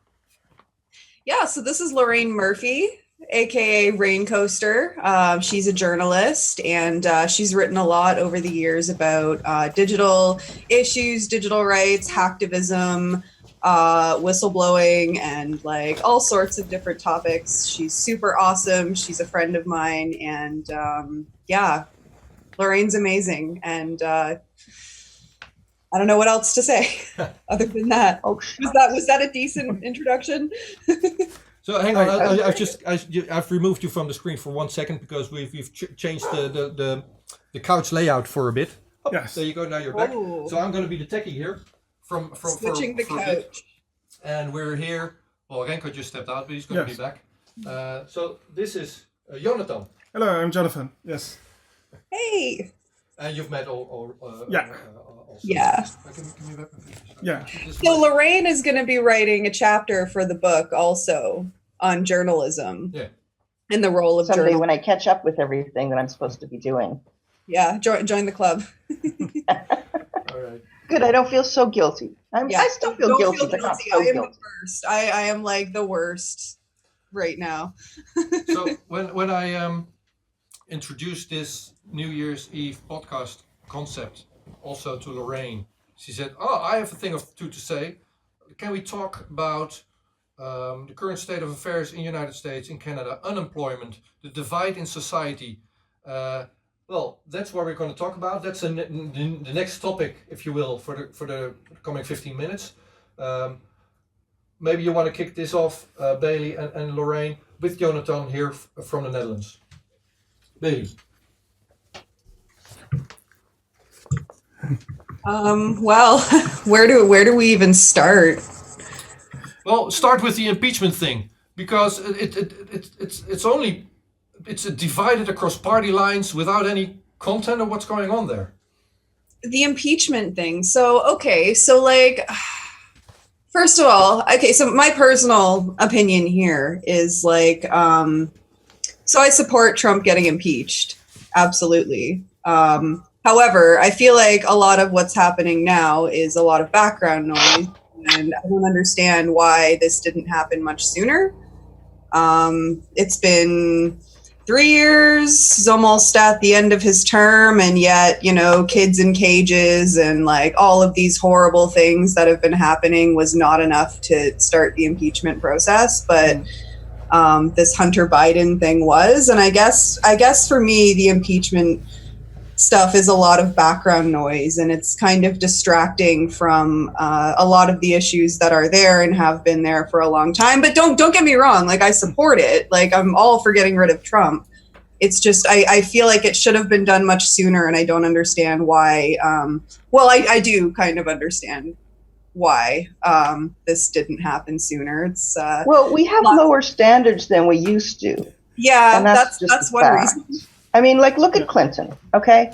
Clinton lied to Congress, and that was really why he got impeached. Yeah. And I support impeaching presidents who lie to Congress. But does anyone think that this Ukraine thing is the first time that Donald Trump has ever done something like lie to Congress? Well, yeah. We have lower standards. I mean, obviously, people actually support Donald Trump. Clearly, we have lower standards than we used to. Yeah. George Stephanopoulos, for God's sake, who's a television host, was a Rhodes Scholar. And the rumor persists that Donald Trump paid someone to write his Wharton papers. And I believe that because look at his writing. Yeah. It's the deranged ramblings of a man who lost whatever he once had. He's a television star, and that's all the American people demand. of their leaders nowadays. America gets the leadership it deserves. Yep. And, I'm sitting here in Ontario with Doug Ford in charge. Oh, so God. I'm sitting here in a glass house throwing stones. But I think that things have changed, not just in the last 20 years, but in the recent past, in the last year. Because people who used to support Donald Trump, I'm seeing them saying different things now. Before it was anytime you said anything bad, like putting kids in cages is bad. Oh, you just don't understand. He has so many important things on his mind. No, now those same people are saying, it is wrong. Yeah. There's a house not very far from me here in Ottawa, the nation's capital, that used to fly a bunch of Nazi flags, not swastikas, but Britain First and all of those kinds of things. He had like 8 flags in his yard. Someone shot one of them. And now all he has is a Canadian flag. And I just think that's kind of awesome. We didn't hurt anybody, but, he can have his symbols and we can have ours. And once we've had that dialogue, he can make his choices in life. Like to take them all down. I do wonder about the Donald Trump impeachment. Will this impeachment ultimately help Donald Trump, or will it stop him in any way? Because to me, it feels like this impeachment is doomed to fail, and it will actually improve his popularity, because he can then say, well, I was impeached, but I was acquitted, and now there's nothing, so I can continue on. I don't see any way he can be acquitted. They have the votes. And they have votes that are so determined to get rid of Donald Trump that it almost doesn't matter what proof there is, although the proof is pretty clear that he's guilty. The underdogs who thought Donald Trump was their guy are realizing that he turned on them, as he turned on every single person who's ever made a deal with him, which may or may not include Julian Assange. We'll probably talk about that later. But I don't think he has that wide base of support. They used to say he could shoot a man in the middle of Fifth Avenue and get away with it. And now he can't, because they are bird dogging him, and they have finally stopped squabbling amongst themselves and knuckled down and said, well, it's basically a choice between the U.S. Constitution and this megalomaniac. Which one are we going to choose? And nobody wants to be seen with the megalomaniac anymore. I'd love to know where Steve Bannon is right now and who he's talking to and what he's saying, because he must be losing his mind. Because this is more or less the only thing that can stop him. Steve Bannon is probably somewhere talking to the next president then, because he's probably sitting on a tropical island with Ghislaine Maxwell, chatting about Jeffrey Epstein. There's you one know thing what? about this is a ridiculous statement, but we live in ridiculous times, don't we? Yeah, that's the thing. Is it's not out there at all. This is the time we live in. Yeah, and it's also good to keep laughing about things, because don't let the world get you down. But there's one thing that bothers me about the whole Trump impeachment thing. I'm not a fan of the guy either. Let's get that out of the way first. But his election is sort of a product of something brewing and certain movements in society. And I'm just so afraid that if he gets impeached before that movement has run its course, then it will just come back again, and perhaps even worse.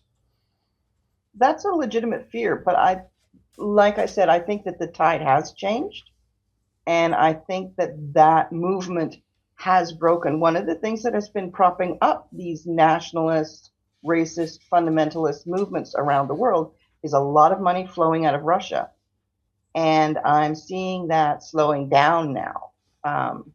They did hack the DNC. They did interfere with the voting process, which is all electronic in the US, which is a very unfortunate thing. And I'm seeing them being thwarted more and more. And the homebrewed spontaneous movement, which was always there, the US invented the KKK, has been running out of steam. The people there are saying, no, he's been bad for us.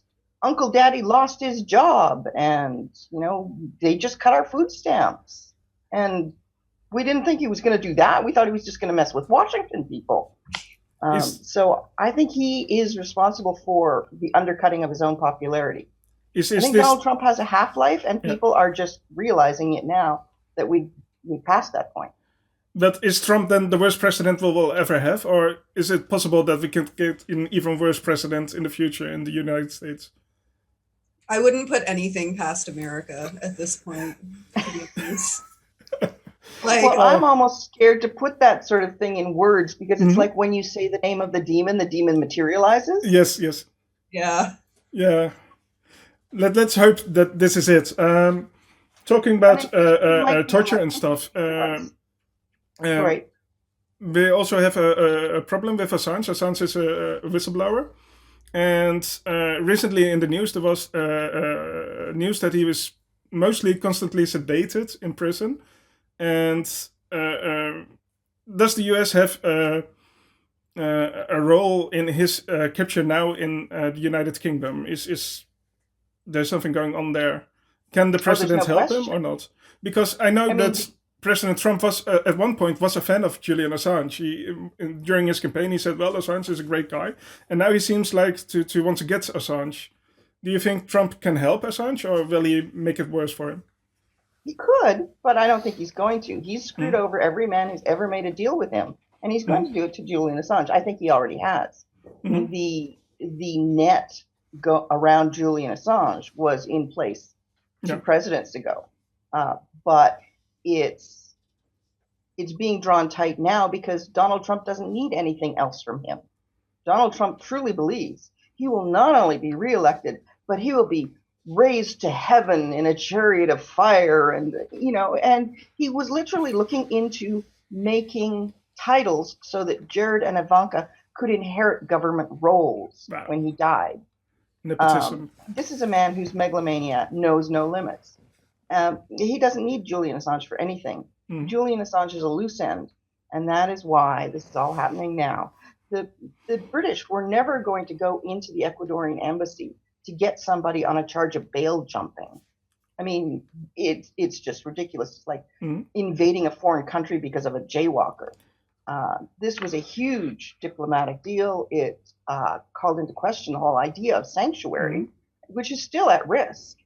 And I mean, if one president gives you sanctuary and then we get a new president, is he bound by that? Well, he's supposed to be, but Ecuador's like, no, we changed our mind.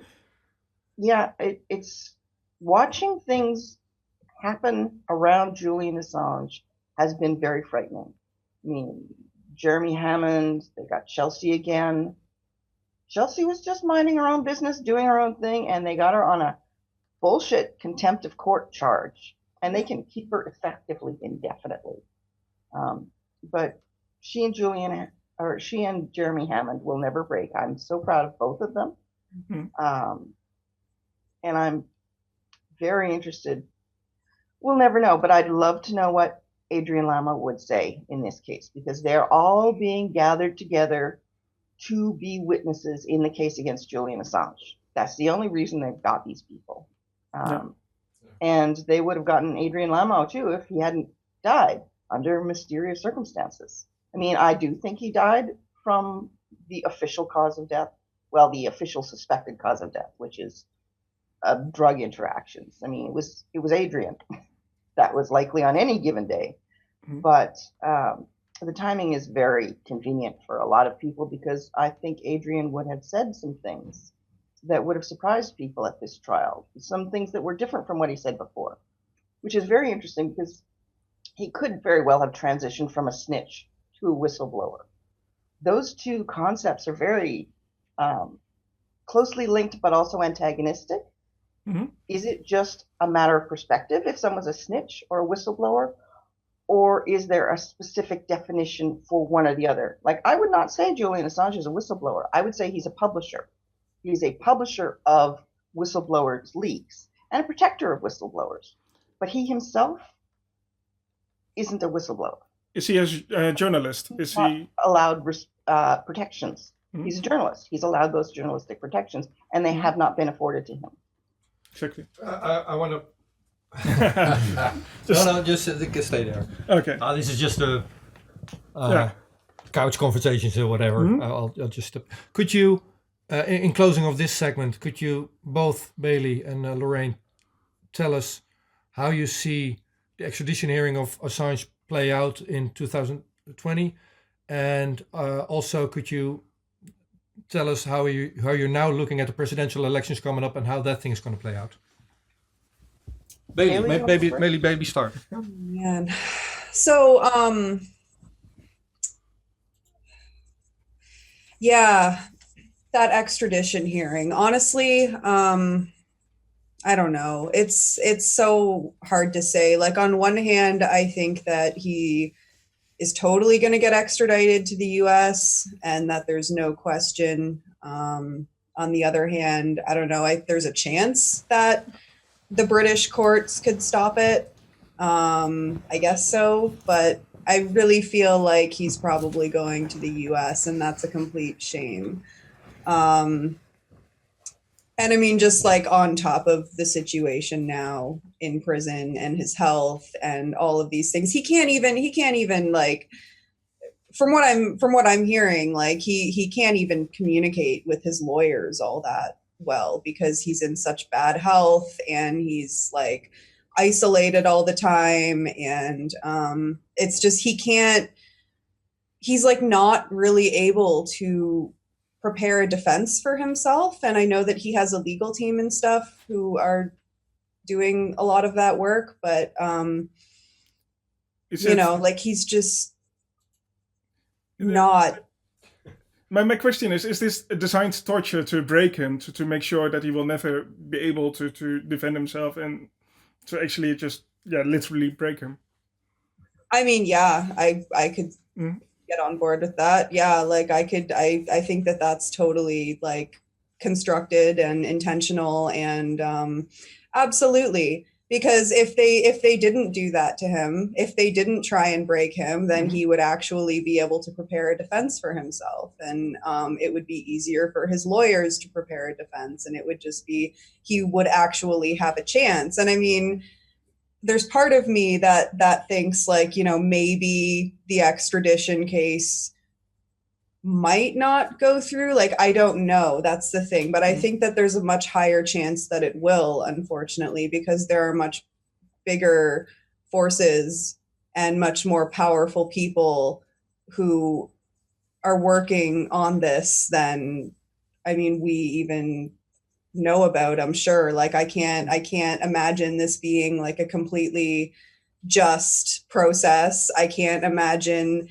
everything we read in the press and that we hear about from like people who are actually going to the court dates and stuff. Like, I can't imagine that like that's actually all that's going on. Like there's so much, there has to be so much more going on in the background that we have no clue about. And it's really overwhelming when you think about it. And it's like depressing too. And because you want to believe that due process exists and you want to believe that like, there's like,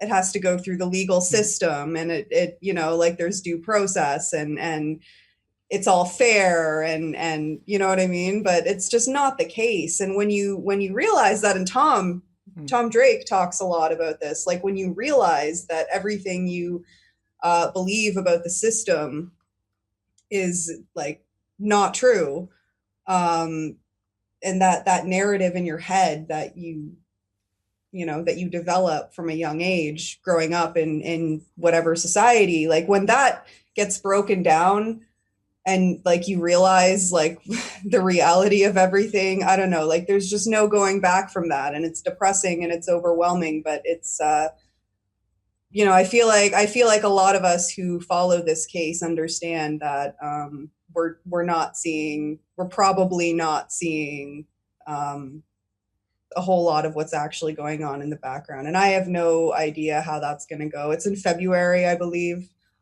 the hearing. I have no idea what's going to There might be some good news on that front.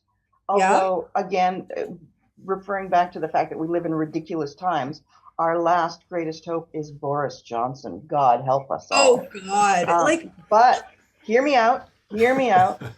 Boris Johnson was aggressively against the extradition of the two hackers, Ryan. Oh, I can't remember their names now. Damn, I should have looked this up. But there was a case where two hackers were wanted by the United States, and they were wanted as much as Julian Assange is. And Boris Johnson took to his $250,000 column in the Tory Graph, which he referred to as chicken feed. £250,000, excuse me. So $500,000. Anyway, I digress. He took to his Tory Graph column and came out very strongly for keeping those people. He, I believe, came out in favor of Lowry Love turning down the extradition request. British people, British laws, British justice, all of that sort of thing. And I mean, Boris is still a flaming nationalist, so he might just do that. He might, on the other hand, say, well, I want to do Donald Trump a favor. So it's Boris Johnson. It's a flip of the coin, but he does have a record of opposing the overreach of U.S. justice. Okay. But don't you think that it's the same thing as with Trump and Assange, that these guys just need the whistleblowers to bring down the current establishment just so they can... No, that wasn't the case with the other two whistleblowers. It wasn't the case with Lowry Love. Those people were not useful to the British establishment at all. They were a threat. And some of them remain a threat to the British establishment. But the British establishment actually did say, no, it's not right that the U.S. can just point to anyone anywhere in the world and say, we want him, fetch him. And that's more or less what they're saying with Julian Assange. So the question is, does Boris Johnson want to be obliging, or will he use this as a point of national pride and stand up to the U.S.? Because he could use that politically very well. He's very adept at that sort of thing. Yeah, but that's exactly which, again, doesn't go to the justice of the case at all, just this political expediency. Yeah, but that's exactly it. The point that he can make the decision is political leverage for him. So it's all about the leverage and perhaps not that much about actual justice. Well, it does have to go through courts, and the British judges can be unpredictable, more so than the U.S. judges. So we'll see. I'm not completely pessimistic about it, but I do think if the extradition is denied, it will be appealed. This will go on.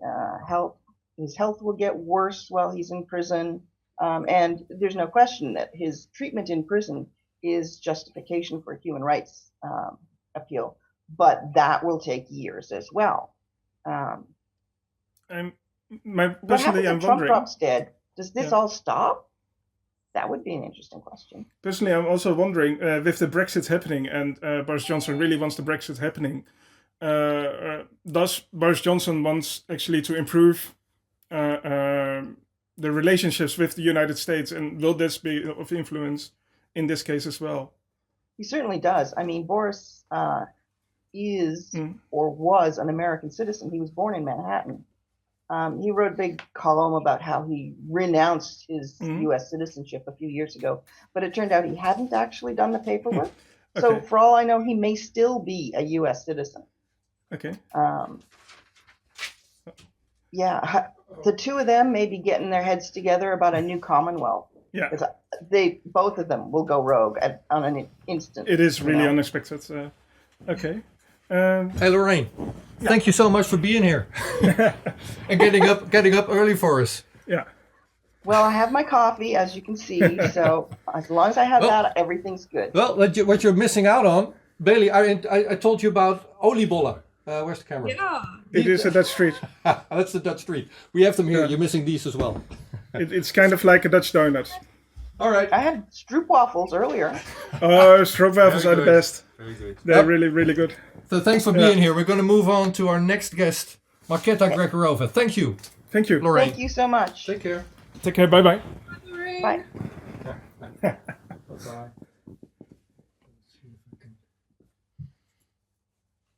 does this work?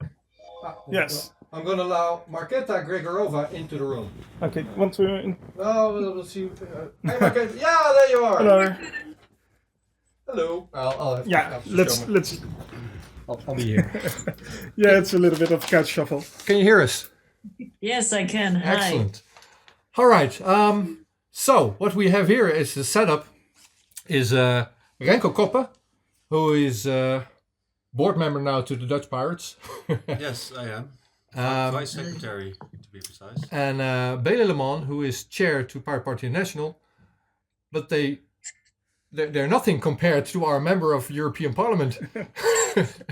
Pirate who also has a cat. Please don't say that. We have the same value. And my cat. We brought a prop for this one. Oh, really? I think she won, so... Cats. Hi. And I'm Jonathan. I used to be a member of the Dutch Pirate Party. I'm now more or less a freelancer. So I do stuff with privacy. Hi. Love your work, by the way. So Marketa, could you tell us how your first half year or 3/4 of a year was? Oh, such a broad question as a starter. It has been very new, but very, very interesting. I think that we found a good team, which, let me tell you, it's like the most important thing to start doing, because you can't do it on your own and alone. And I'm kind of proud of my team, So this is my way of telling them thank you also. And well, of course, we had to wait till the commission is established and voted on. So we didn't really have any kind of new legislation going on. But still, it was a lot of work, which makes me thinking, well, what will we do when the legislation comes, But it was really interesting setting up in Brussels, because I moved here because of the cat, so that she has one specific home. And yeah, I don't know, ask more specific questions. This is impossible to answer some. Well, a specific question could be into your colleagues who used to be Catalan politicians and are definitely Spanish politicians, but are still not allowed in European Parliament. So how does that work? Well, as you've probably seen and heard, there has been a ruling by the EU court that they pretty much starts the mandate and gets immunity once they are elected. So they were elected and thus they have immunity. So apparently they will hopefully and finally be able to join us. Of course, the Spanish government might not agree with that. So they might take it further in the court. I'm not sure about all the instances, but I hope that the EU will fight for their MEPs because they are democratically elected, But now it seems it's on a good roll, better than it seemed like 2 weeks ago. Okay, there are 850 elected MEPs, I think. I don't know if the number is correct, but I think that was 850. What are those people are going to do for them so that they can come and work, basically? Sorry, the question was... Sorry. What has the European Parliament done in the last 9 months to get their 3 colleagues from Catalonia in, or have they? Or can they even? Well, we honestly can't. Of course, we can make resolutions, but it has been mostly on, the European Court of Justice because we are not an entity above Spanish law. We can't tell Spanish government what it has to do. Of course, the EU as the body passes on legislation that might be then above the Spanish law. Of course, not above the constitution, but above the Spanish law. But as I said, we didn't have commission. So, of course, no new law could have been produced to deal with this kind of situation.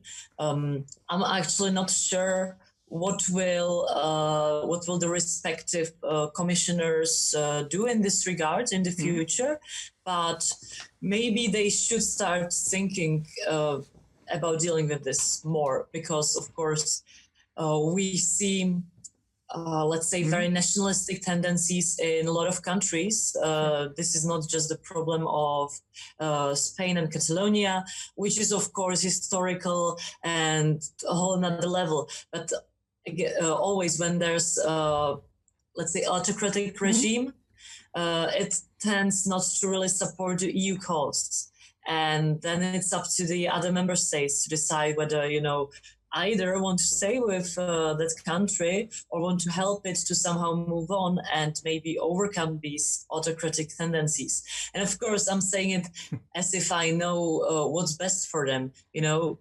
I don't want to sound like that. No. On the other hand, I think that most of us can agree that democracy is better than autocracy, So if it is like that, of course we in the room, yeah, but I think in general in the EU, and if it is like that, then maybe some legislation that will ensure that this will be preserved is should be happening. But yes, we'll see. Okay. I'm not a commissioner to decide it. I can just, talk to them and they might listen. Marketa, if you look at your job since you were elected, what has been the most fun thing and what has been the most gruesome thing about it? Honestly, the fun thing will sound boring, but I immediately know what I want to mention, what I love about the job, and that is that I have finally time, and I actually am obliged to educate myself more, on topics I care about, and read more. Before I connected, I was reading like this book, and I've read several more before that, and since I was in university or maybe even high school, but university, I didn't really have much time to read books or even like longer articles or whatever. I had time for just brief summaries because there was always so much going on, in school, then in work, etc., etc. And now it's actually my job to be on top in the topics that I want to focus on and to be really knowledgeable about them and educated, and not just, the basic knowledge. Like, of course, a standard politician can decide like based on just regular knowledge. And it's like, all right, we can't be experts on everything. But if I want to like really like even persuade others in topics that my point of view make sense, I need to have arguments. I need to understand the topic. So now I'm educating myself and reading everything, and I really love it and I enjoy it. And of course, someone might be like, well, so you are paid for, reading books? Well, not really. Of course, I'm still using that. But it's really like I'm always dedicating at least like 1 hour per day to do this kind of stuff. And I want to do more, but it's impossible. Day has only 24 hours. So that would be the best part. Gruesome part. There's more. So it's a long list. Okay, so I will pick the number one. Really dedicated to the work, because of course then does the moving and living in Brussels. But I will pick something in the work related to work. And shut up, my cat is meowing. And that is, I am an idealist, person with ideals, kind of idealist. But I wasn't going there completely like naive, that I don't know, that everybody will listen to me, that I will change the world and whatever. But still, when you see how the system is even rigged for especially the European Parliament not to have any power, it really pains me, So I'm now kind of also trying to bypass this, and I look for ways to not really get stuck in the work that, they want to do, that they want you to do. Mm-hmm. I will explain it so that you don't think I'm paranoid, crazy person.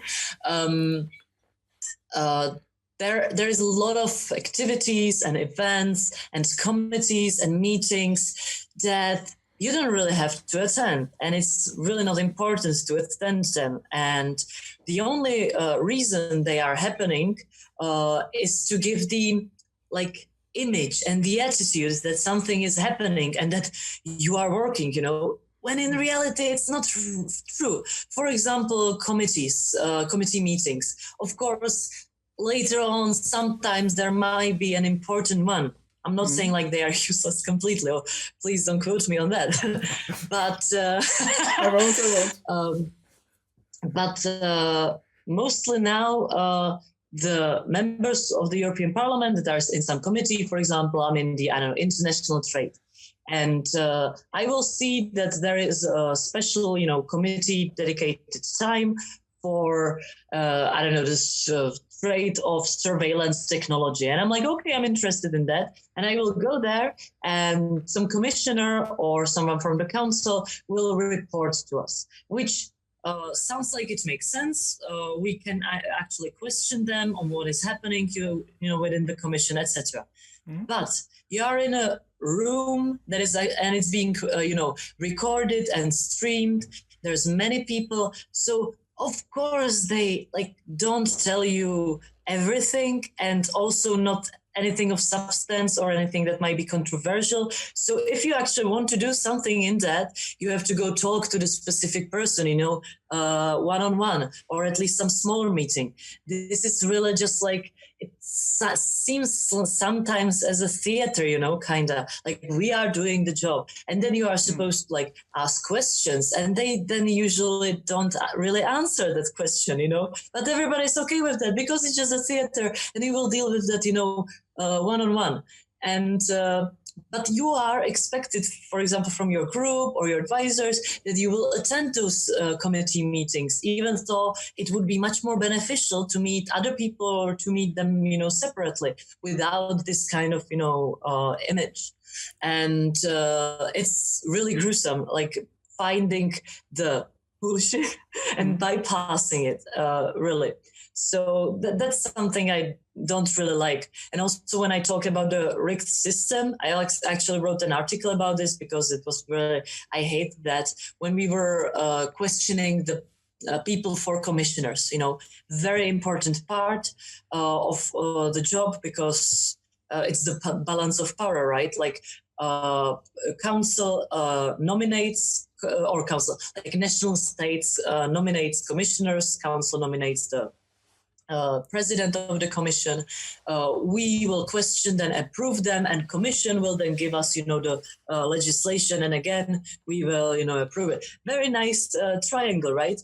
Well, it doesn't work like that because the national governments will nominate usually one person. Ursula von der Leyen asked for two because she wanted to have a choice for the gender balance thing. But still, most of them actually didn't listen to her and nominated just one person. So when we as the parliament are questioning them, we have one candidate for one position. If you were an employer and you really needed to fill one position and you had one candidate, would you hire him or her? Well, maybe. But because you need the position filled, but will it be the best possible candidate? No. And also you can't know that, right? Because you didn't really have a comparison. And also what I've heard, for example, in the meeting halls, after the questioning, it was well, he wasn't really good and he didn't really reply to these questions in a good way, but we are afraid that the country will send someone worse, so we will approve him. And what the hell is this system? So, and then, in the commission, there are these by national governments nominated people, and then there's the council that can also veto anything. So we are kind of alone, and we have to persuade both these parties that are parts of the system that are represented by the national governments. And I don't want to sound pessimistic. Of course, there are still great people, some wonderful commissioners, some wonderful, people working in the DGs and, of course, even in the council. But the system is against the European Parliament. So it's sometimes kind of difficult to work in it, To summarize, Sorry, I talked for too long now. to summarize, it's a bureaucratic monstrosity. No. I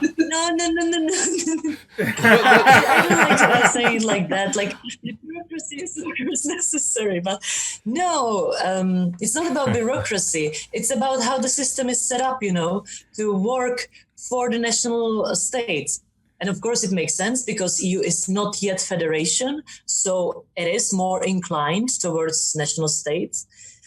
But let's not pretend we are a triangle of power then, That's So one of the things coming up for 2020 is Brexit. Do you consider the way we're dealing with that as theater, or how does that work from your perspective? What do you expect rolling forward to 2020 happening with Brexit? Well, I didn't want to believe that, but after the elections in UK, I think that Brexit is really happening in February. So yeah, we have to brace ourselves. I think that the UK will suffer more than the EU, which I'm very sad for because I don't want the UK citizens to suffer because of these kinds of decisions and very not well thought through decisions, But I still hope that the EU can show its power and show that it doesn't hold any, negative feelings or negative attitude, and that it will help UK to adapt. If, of course, the UK politicians will be willing to, but I hope that considering what they already cost, they will be willing to, negotiate.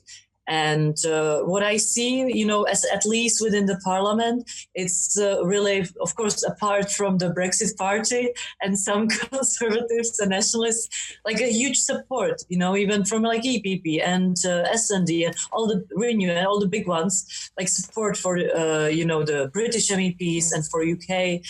And so I think we won't be really, holding some grudge or something okay, let them, feel it the hard way if they wanted that. No. I really hope that we can help them to, overcome the period of time that is coming.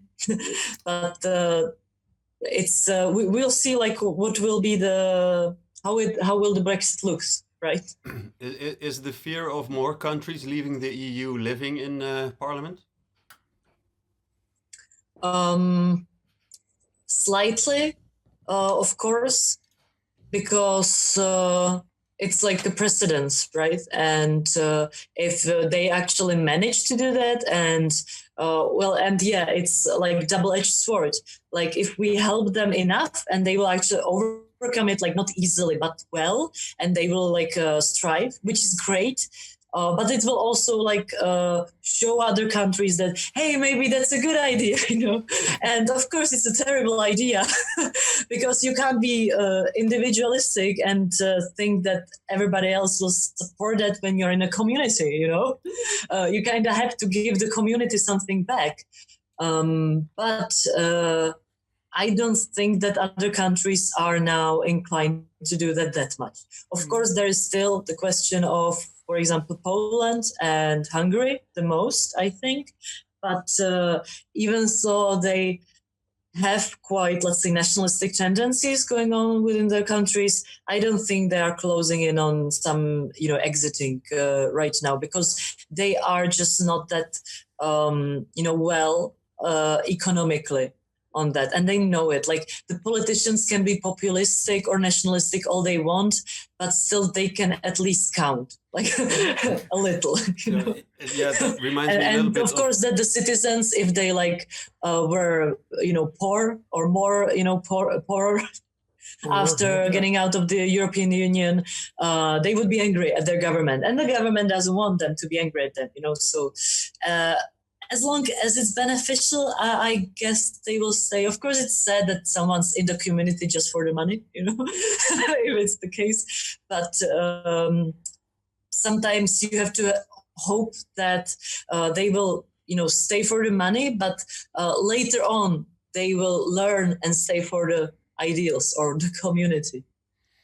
So do you know if behind the scenes people are nonetheless talking about contingency plans, or is everybody just wearing blinders and saying no, we're gonna be in this together for the long run?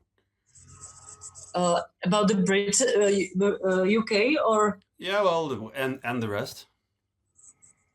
I don't really think that anybody's wearing blinders. I'd say that it's new for everybody. Like it's like enough to just exist for the first time here, and yet you have to deal with all these new things. Oh yeah, but I'm not talking about you specifically, but more like just the different parties there. So. No, it's actually the same thing for everybody, even if we are 20, 40 or 60, you are still, and sorry to all Buddhists, but you're still most probably living your first life, That was my point. And we are all doing this for the first time. And of course, you can have some years of experience, but then even if you are 60 and you encounter Brexit, that's like very new thing, I've never experienced it before. And you experienced the beginnings, actually, when UK wanted to join so badly and couldn't for so many years because it has been vetoed by, France and everybody. So I think that everybody is really trying to solve the issues at hand. And I'm not talking just about Brexit, but in general, the challenges of our time, the information age, the disinformation age and everything. But as we are all kind of new to that, I think that we need more time and everything. And sorry, my cat scared me.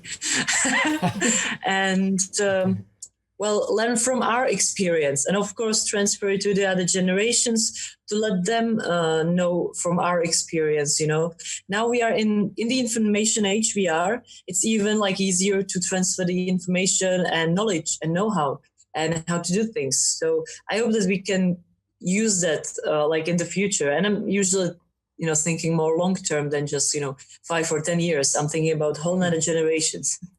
But hey, Marketa. I know. Marketa. We are living now. Yeah, in closing, and thank you so much for being here. What would be your... Yeah, excellent. We talked like 3/4 of a year ago, 9 months ago, and you were running for elections and hopeful, and now here you are. It's very much fun to hear you talk about this from the inside. It's happening. What would be your closing statement or remarks looking forward to 2020 to all pirates and other people watching you here? Well, I would definitely say that I would like to follow up actually on what you just said. Like a few months ago, we talked like this, and I was running for the elections, and I was like, yeah, we'll see, and hopefully there will be more pirates and everything. And there are now more pirates. There are 4 of them, not just 1 of them.